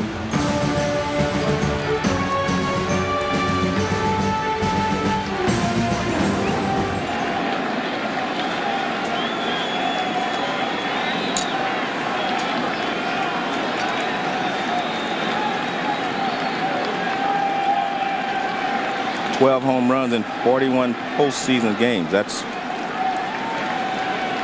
3 of them this year. This is his 6th playoff game in '98. That's nasty. Strike 1. And I think if you're a hitter, the first pitch you should try to take it anyway, just to get a look at where Nelson is going to release the ball from, so you can be able to pick up the next pitch.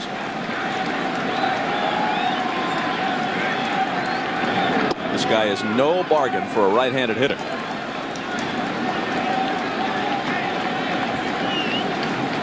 A lot of people say, well, you bail out because he drops down sidearm. I don't think that's the case. What happens is you're used to looking for the ball in the 3/4 spot up there, and you don't see it from there right away. It kind of wakes you up, and then you do have a tendency to bail out.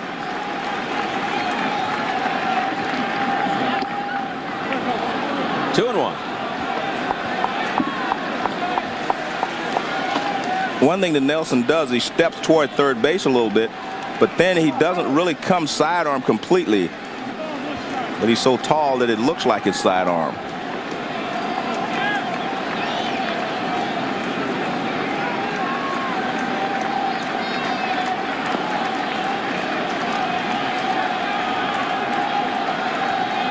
Tomey on deck.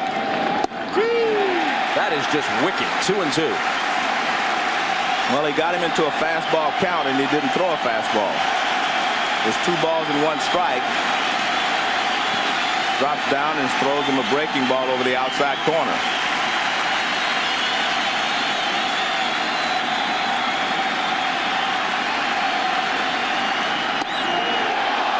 Can't quite finish him off. Full count. Stanton yelling his disapproval toward plate umpire Ted Hendry, but Hendry has heard it from both benches this afternoon and now tonight.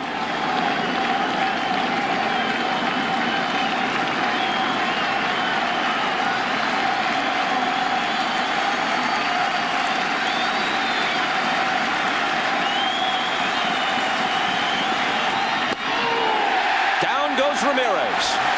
Punched out by Hendry and Nelson both. Another chance for the Yankees to take a 2-0 lead. Goldman back at Yankee Stadium. Ted Hendry's strike calling has not been popular in the Cleveland dugout, as you may have just heard, and the last pitch, the 3-2 to Ramirez, was the least popular of the calls, especially with manager Mike Hargrove, as the 11th inning, top of the 11th, ended. A simple shake of the head no. Bob, up to you. Keith, thanks a lot. Against Assenmacher, it's Williams, Martinez, and then Homer Bush technically is in the DH spot, having run for Raines back in the 9th.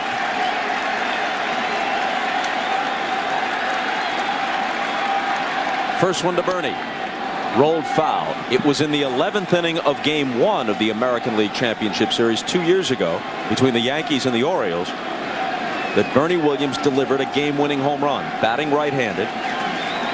As I recall, it was off Randy Myers.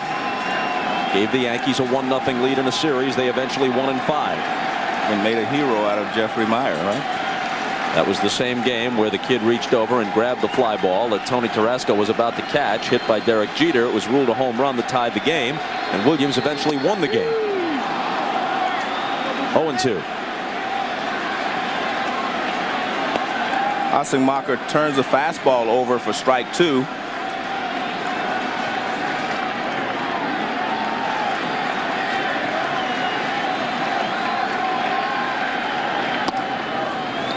That one's definitely outside. 1-2. Some of the others, it's anybody's guess.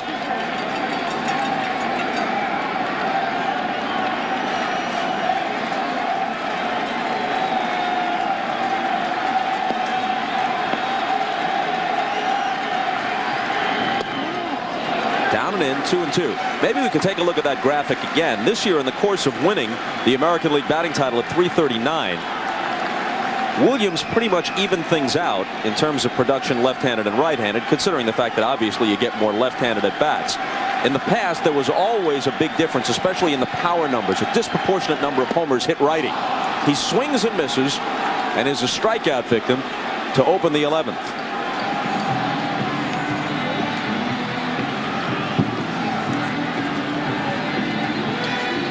Now the slumping Tino Martinez. Well, first inning he grounded to his first time up. He grounded down the first base. He pops it up, and those were pretty good pitches he had to hit. Giles takes this one. He chased a breaking ball in the dirt in a clutch situation, so he is not seeing the ball well. When a hitter goes into a slump as he's in, it means that you're not seeing the ball well out of the pitcher's hand, because the last time when he struck out, that pitch never started in the strike zone. So it means that you're not picking up the ball quick enough.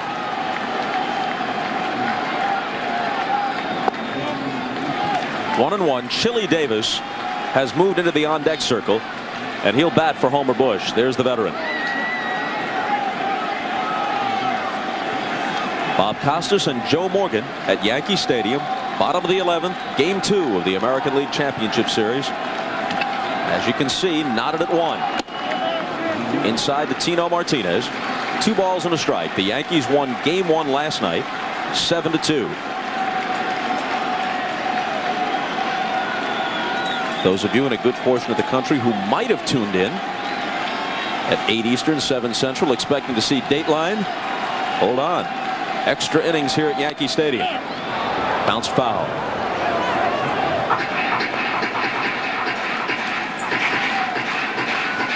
The executive producer of Dateline, Neil Shapiro, has been in the booth for this entire game. A huge baseball fan. And while he hates to see at least a portion of his program preempted, if it's for a playoff baseball game, he knows the cause is right.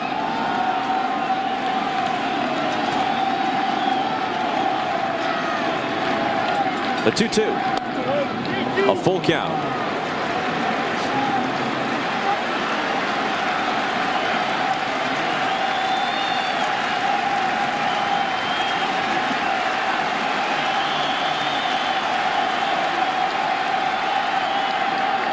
And Martinez swings at ball 4. And all of a sudden, after another productive regular season, finds himself mired in a slump. Well, again, he must not be picking the ball up well. He takes a breaking ball that he could have hit for a strike. Then he chases one, takes a close pitch outside. Now here's the 3-2 pitch, breaking ball, and he chases it out of the strike zone.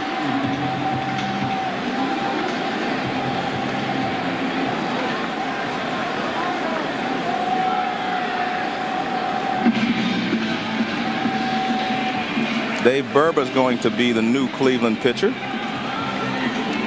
Well, Ossenmacher struck out Williams and then Martinez to begin the 11th. But Burba will be asked to conclude it.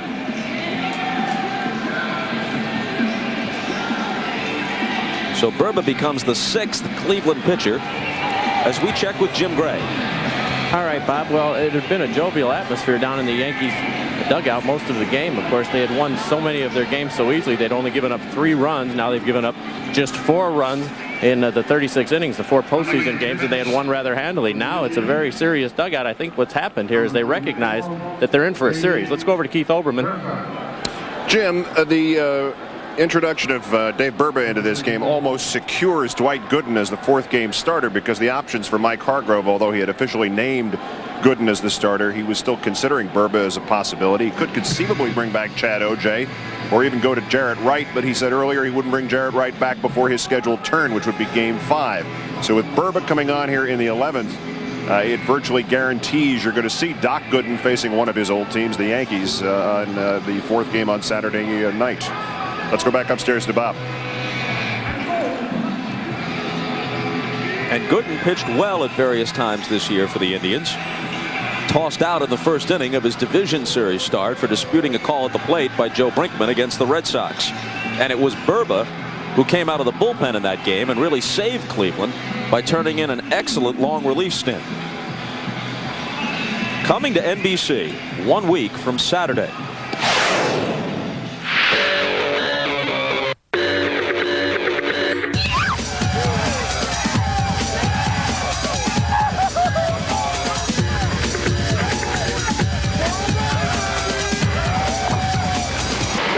Wish for, boy. Wind on Water, 1 week from Saturday on NBC. You see, this is a network with a wide spectrum of entertainment. You got something like Wind on Water, or perhaps you'd prefer Dostoevsky's Crime and Punishment. There's something for every taste. I see you nodding solemnly. I agree with you. I was trying to figure out which one I was preferred at this time.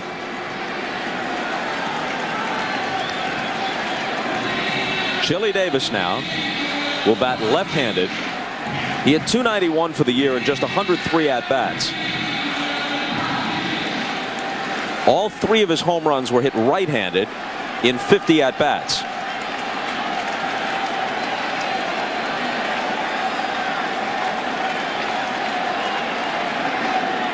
Burba trying to send it to the 12th. Davis would like to end it right here. When the Yankees acquired Chili Davis, you know, everyone said it was going to make them that much better, a better ball club, and it was going to make them a better ball club, except he was injured a lot most of the season, and it gave other people an opportunity to step up, and they did so. Whacked through the middle, base hit.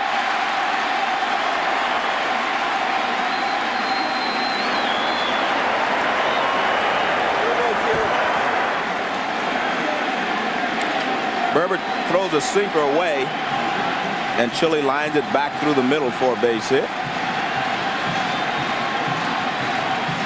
Fastball sinking away from Chili, and he just rips it back through the middle for a base hit. See the location by Sandy Alomar Jr. And Davis's work is done. The young reserve outfielder Ricky Leday comes on to run for it. Ricky Leday. And technically, he'll become the 4th different Yankee to occupy the DH spot. Raines, Bush, Davis, now Leday.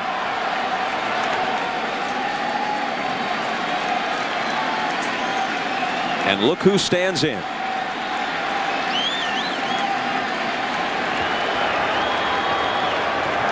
Burba to Spencer. Ball 1.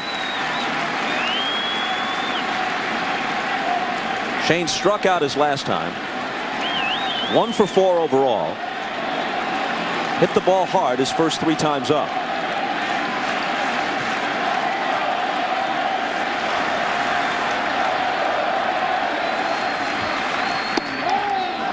One and 1. Shane Spencer has had 3 at-bats against Dave Burba all this past September. He homered twice.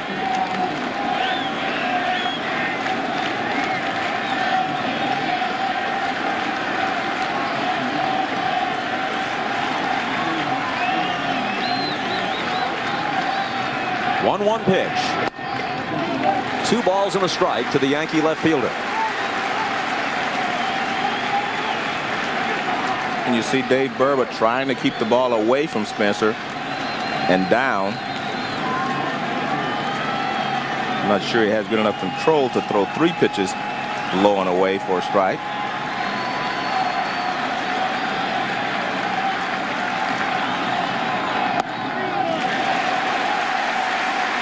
Now Spencer can afford to sit on one if he likes.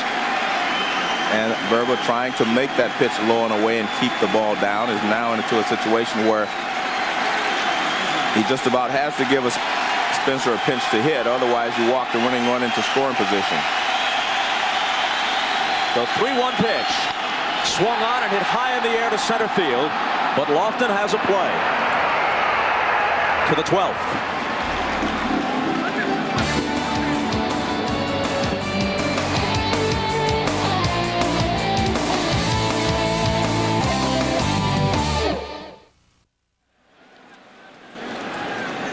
This is the 4th straight year in the postseason for both the Yankees and the Indians, and in that span, each has had its triumphs and its bitter disappointments.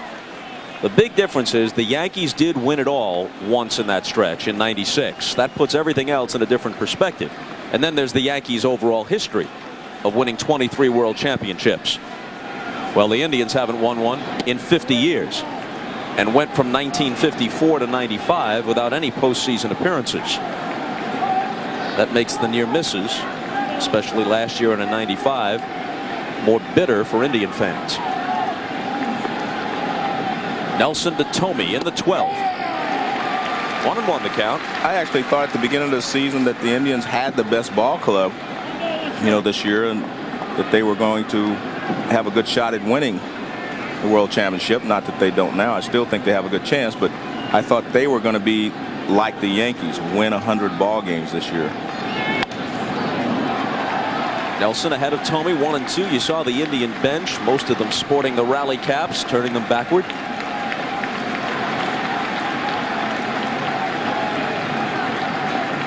Mike Hargrove has made liberal use of his bullpen, but hasn't used any of his bench players. All of his reserves that he had in the first inning still available to him in the 12th. The Yankees are down to just 2 guys on the bench, Soho and Curtis. A liner to left, in for a leadoff hit. So Thome's 1 for 5.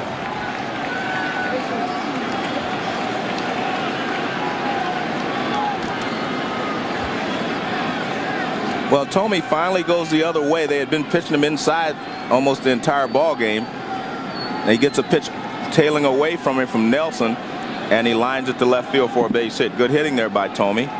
That pitch is moving away, and he reaches out and pokes it into left field for a base hit.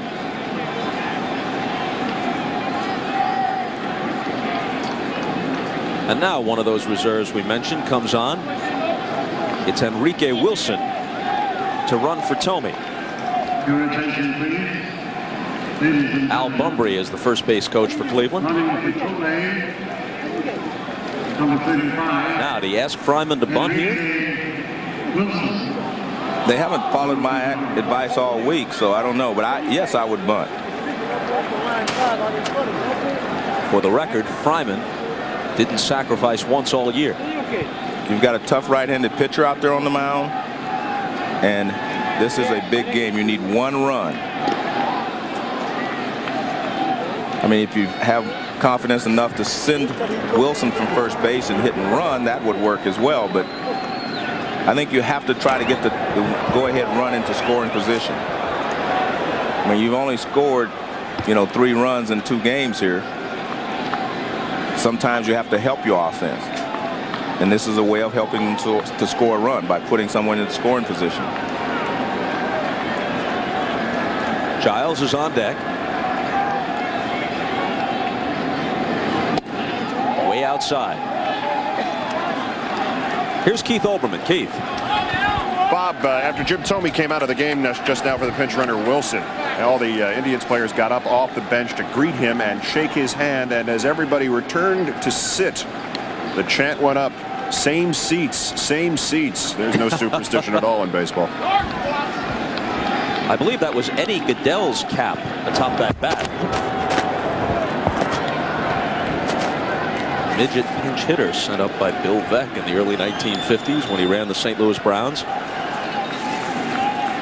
Eddie's cap on loan from the Hall of Fame. Either that or some sort of voodoo ritual being carried out here in the Indian dugout. Fryman squares to bunt and gets it down nicely. Martinez with the flip to first, safe. Now the Yankees are going to contend as the ball rolls away and Wilson's being waved home. He stumbles. They may have a play on him. He slides in safely all the way to third. Goes Fryman. The Yankees are going to contend that Fryman was in the baseline or out of the baseline and got in the way of the throw. But it was a very poor play to let that ball roll down there while you wait for an umpire to make a decision. You have to go after the ball. You can't let the ball roll 10 feet down the right field line and no one go pick it up. The Yankees were so concerned with disputing the play that nobody pounced on the ball. Exactly. Well, the play has to be called, in my opinion, by Ted Hendry, not the first base umpire John Shulock. That's Hendry's call, and he did not make the call. It's a great bunt by Fryman, which not only serves as a sacrifice, but as you see, has a chance to beat it out. Martinez might have gotten a bit of a late break. It's going to be a close play. Knobloch covers. The ball hits Fryman. There's nothing wrong with where Fryman is, despite the Yankees' contention. Well, now Knobloch just stands there. Yeah, he's letting the ball roll and everyone's running. Now, if you look back at that play, he was running inside the baseline. But when the ball hit him, he was not inside the baseline. So we have to, I mean, that's a call that Ted Hendry has to make. In his opinion, did he interfere or not? And they're discussing it. Now watch, he is definitely in the path. He shouldn't be there. But now watch where the ball is. Now look where he veers out. I mean, you have to be able to touch the bag. He runs over the bag.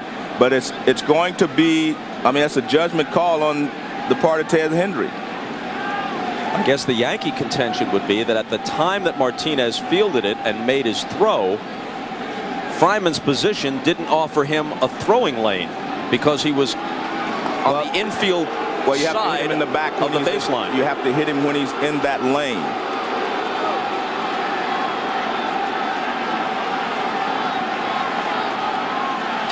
Well, he is definitely where he shouldn't be. If they hit him right there, there's not going to be any doubt about the call.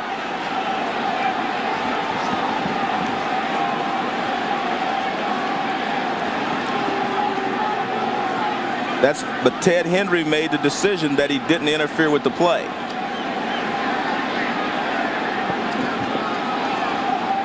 So Zimmer and Torrey settle back in, and Cleveland suddenly is up 2-1 and threatening for more.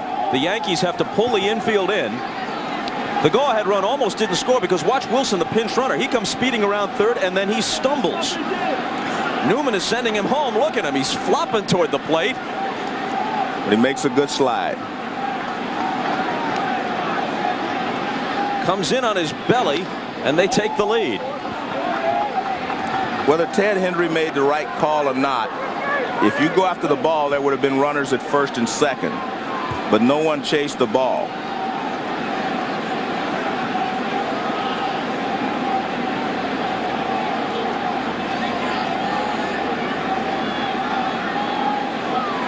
The ruling is sacrifice, E3. Wilson scores. Giles with a chance to knock home an insurance run. See, I told you they should have bunted. A lot of things happen when you bunt. No, but I think you had to take a chance if you're the Indians to get the go ahead and run in the scoring position. And Fryman made a great bunt, not a good bunt.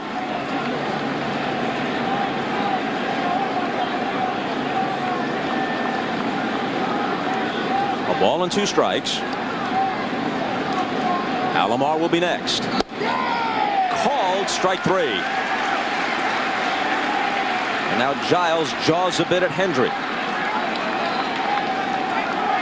But the Indians in the overview can't really complain. They've had their gripes about balls and strikes, but the most controversial play of the game has gone their way, and they lead it 2-1. Well, if you watch when he bunts the ball, he is running, but a right-handed hitter automatically starts inside the baseline. Now you see he's running out toward but he runs a long time in the baseline. And now there's the ball rolling down the right field line, and no one is chasing it.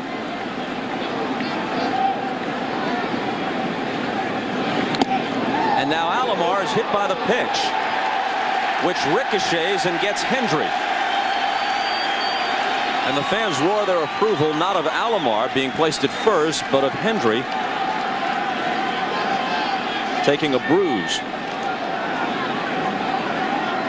Well, fastball in, and he just turns his back so it doesn't hit him in the stomach, and he hits him on the hip, and it gets the umpire as well, and out comes the Yankee trainer. He's going to check. But Hendry says he's okay.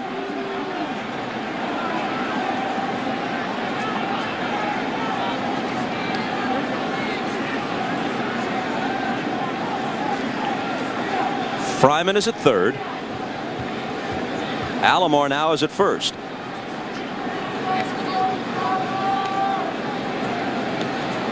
And Joey Cora, who has just 1 hit in the postseason, steps up. The infield still in for New York. And now they've got him trapped off third, but there's nobody there. Nelson with the bluff, and Fryman was coming down the line, and had Brocious been back at the bag, they've got him. Well, you can see right there the squeeze was on, but because of the defense, the way it was set up, no one at third base to take the throw from Jeff Nelson.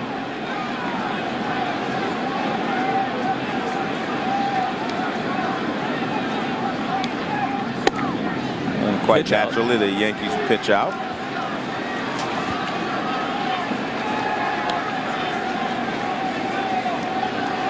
Steve Palermo, longtime American League umpire and long regarded as one of the game's best, happens to be at Yankee Stadium and was watching the game from our booth. And when we get a chance, we're going to replay the Fryman bunt and let Steve comment on the call.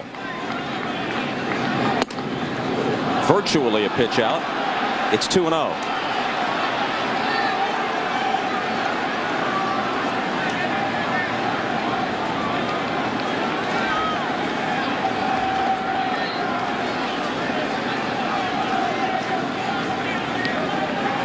I think the Indians need to make sure they get this runner home however they do it. Because the Yankees are such a good ball club, you have to try to just demoralize them by getting at least one more run.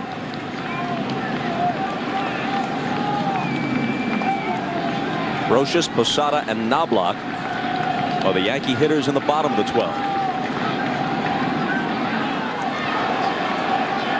Same maneuver by Nelson.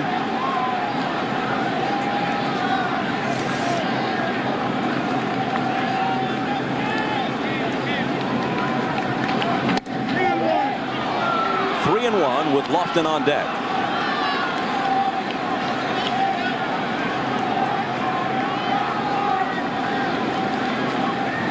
Jeff Newman, the third base coach.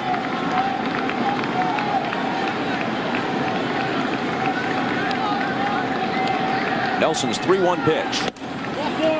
The bases are loaded. And now let's go back to the play that may have broken this game open as Torre heads for the mound. Steve Palermo has a microphone. And Steve, you can comment. Fryman will lay it down. Well, the initial thing that Ted Hendry has to look for, he's got two responsibilities here. He's got to judge this ball because it is close to the line, whether it be fair or foul. You have Girardi blocking his view to a certain extent. He's got to come out in fair territory. And Fryman right now in that position, he is out because he's out of the 45-foot lane. So he can be called out on that play. The rule calls that one or both feet must be on the line or inside the 45-foot lane. If you are astride the lane, then you're to be called out. If you're outside the box entirely, the 45-foot lane box, then you ought to be called out. Is the fact that he veered back toward the bag and was in line with the bag when the ball hit him in the back, is that relevant? That's the only problem with the rule, the way that it's written. At some point in time, you have to come into fair territory because that's where the bag is located. The entire base is located in fair territory. So at some point in time, Fryman has to come back into fair territory. But here you can see from start to finish, by the time he leaves home plate until he arrives at first base, he was entirely inside the line. So you determine him to be out on that play. Is there sort of an understanding that unless it's blatant, you let it go? No, because there's no such thing as intentional and unintentional interference. It either is interference or it isn't. And that's how you have to deem it and rule it. So you think Fryman should have been out? Yes. Joe Torre might think the same thing. The fact remains the Indians lead 2-1. Graham Lloyd comes out of the bullpen, and we'll be right back. I mean, the way I see it, you know, assistant manager... If you like Pringles, you'll love new fat-free Pringles. Because they're made with Olean. They're half the calories, zero fat, and so much like original. We come back quickly and strike one to Lofton, who's 0 for 9 in this series. Well, he's hit several fly balls. If that's what he needs right here. Or a base hit, of course. The infield is in.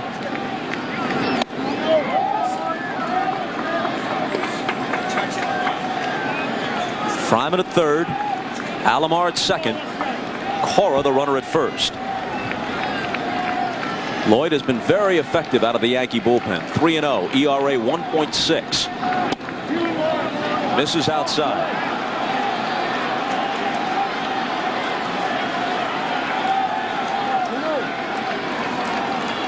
His control is very good. He walked only 6 in 38 innings of work.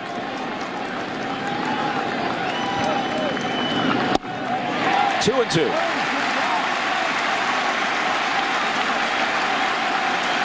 The Skell is on deck. Lloyd trying to somehow keep this a one-run game and give the Yankees a chance to get back into it in the bottom half. But Lofton lines it over the drawn-in infield. And the Indians pad their lead. Lofton on his way to second, and he's going to get caught there. That's the second out, but 2 runs have scored, and it's 4-1. On to third is Cora. Well, excellent hitting there by Lofton, but not good base running.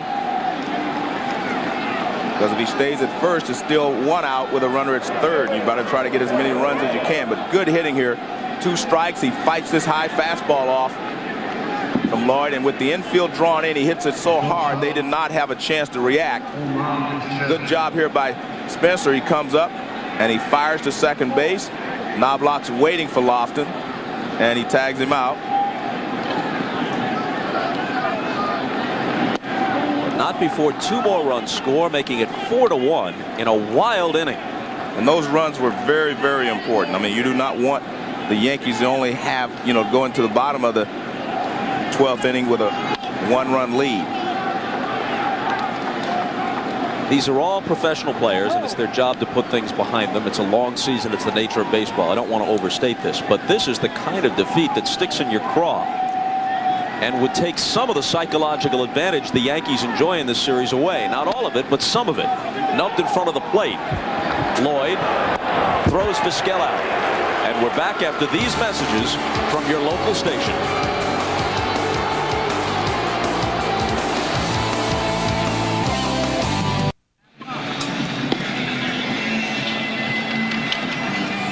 Goodyear Blimp has remained airborne for 11.5 innings.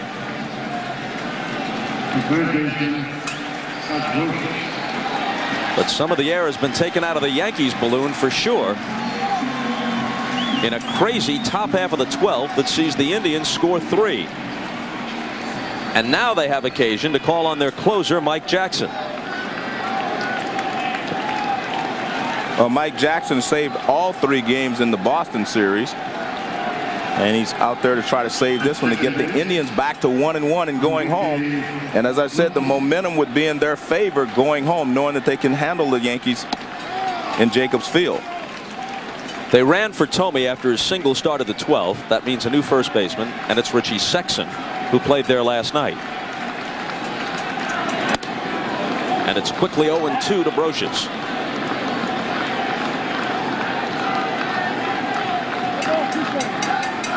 Well, Tino Martinez continues to have a very rough time. 0 for 4 in today's game. Failing to come through in a couple of situations where he could have helped the Yankees with runners in scoring position. And then it's Tino who's charged with the error on the Fryman play. Although Knobloch didn't help matters by failing to chase after the loose ball. But you know what is great about this Yankee team? They don't point fingers at each other, and they will say, if they lose this ball game, they say we lost, and tomorrow, Friday, we will have to do better. And that's what makes a great team. You don't blame each other. You just say, hey, we lost, because there are a lot of things that could have happened differently in this ball game, before this point, that could have changed the outcome if it remains a Cleveland win. Fouled off, still 1-2. Enrique Wilson, who ran for Tomey and scored the go-ahead run, remains in the game and plays second base. So there's an entirely new right side of the infield with Cora and Tomey gone and Wilson and Sexson in.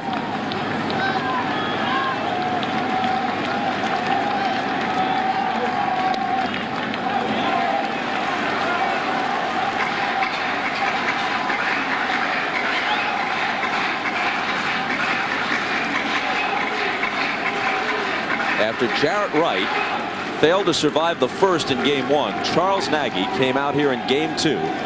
There's Wright, and gave Mike Hargrove a heck of a performance, keeping them in the game against David Cone until they could finally push 3 across in the top half of the 12th. Well, David Cone pitched great. Nagy pitched great. I mean, this has been a well-pitched ball game on both sides. And once more, Ted Hendry infuriates a hitter. This time it's Brocious, which is not to say that the call is wrong, simply to say that a lot of people in both dugouts have been upset, and you can add Torrey's name to the list. That's a pretty good pitch right there from this angle, but you can't really tell. But again, with 2 strikes, I think you have to go after some of these pitches. With 2 strikes, If it's close enough to be called a strike, then I think you just about have to swing at it. But you're seeing Brocious, he's very upset, saying the pitch is off the plate outside. Now Posada. In his lone at bat, he grounded into a double play to end the ninth.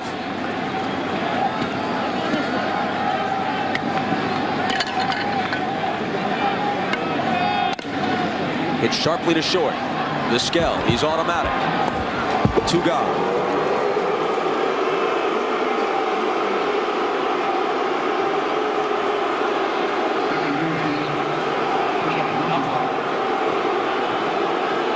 And the boos are for Knobloch. Fans getting on him for failing to chase that ball after it hit Fryman in the back.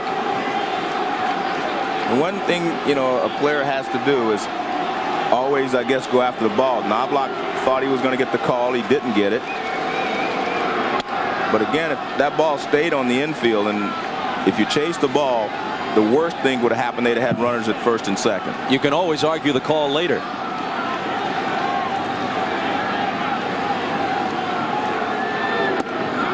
2-0. Well, his teammate David Cone, today's starter for the Yankees, had an embarrassing moment when he was with the Mets. Remember that play? Covering first base, he argued a call, and while he argued with the first base umpire, I think it was against Atlanta, if I'm not mistaken, runners just kept on going.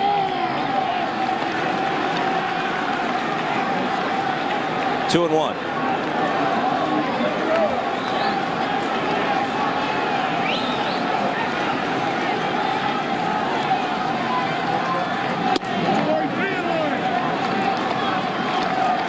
On a strike. We're told, speaking of Atlanta, that it's raining at Turner Field,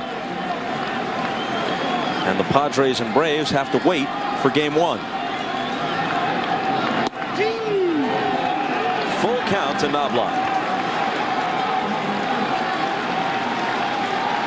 He and Jeter have to reach to give O'Neill a chance as the tying run. Hit sharply, and it gets by Fryman. He seems to be in the middle of one mess after another.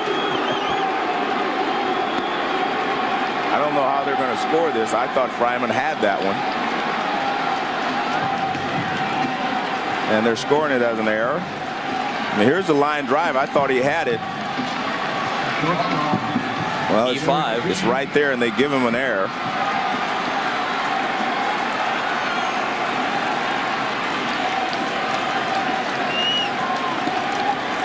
So Knobloch and Fryman, in a strange way, remain linked in this game.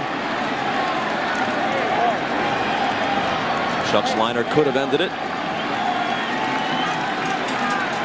Fryman couldn't make the play. Now it's Jeter. If he reaches, O'Neill will be the tying run.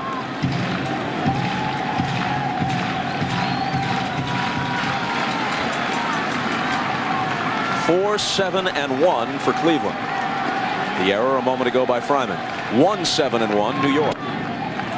But the 1 is huge. The error in the top half of the inning.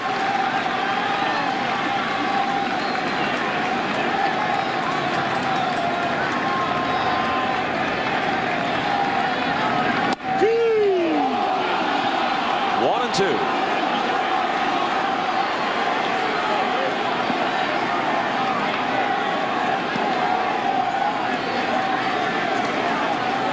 And this is what we talked about at the beginning of the ball game, Bob. If the Indians were to win, and that's why Joe Torre was concerned. The Yankees had only won 1 game in this series, and everyone thought it was over. Called strike 3, and that is a fitting punctuation to the game. A called third strike by Ted Hendry, and Torre sits motionless on the Yankee bench.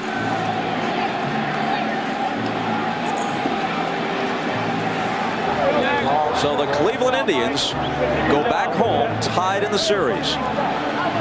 And Game 2's Chevrolet Player of the Game is Charles Nagy. A no decision for him, but without his fine work, it's doubtful Cleveland would have come away from New York with anything at all.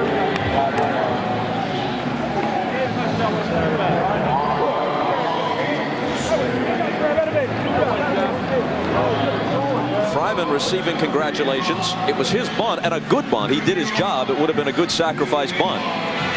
But then when Martinez's throw hit him in the back and bounced away, and the Yankees argued it as the ball trickled along the infield, the pinch runner Enrique Wilson scored all the way from first. Fryman himself wound up at third. Subsequently, with the bases loaded, Kenny Lofton singled home 2 more, and the Tribe wins it 4-1. One more look. Well, again, it's a great bunt, and you can see Tino Martinez gets a late break on it, but he gets there in time.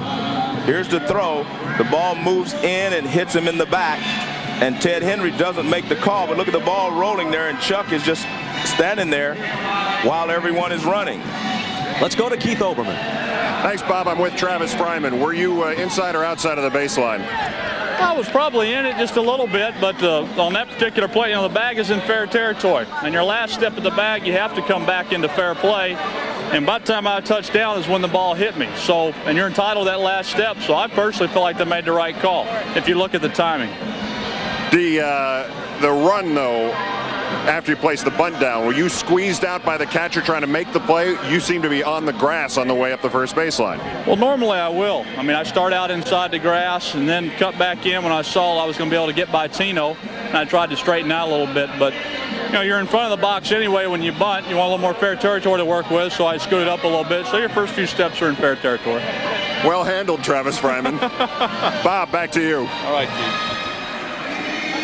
Well, a wild one in the Bronx. It took 4 minutes and 28 seconds to decide it. Cleveland comes out of New York with the split. Burba's the winner, Jackson the save, Nelson the loser.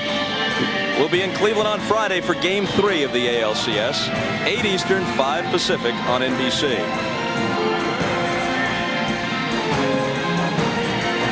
I was about to tell you that NBC Tonight starts with Dateline Wednesday. I imagine that's still true, though we've gone past 8 Eastern.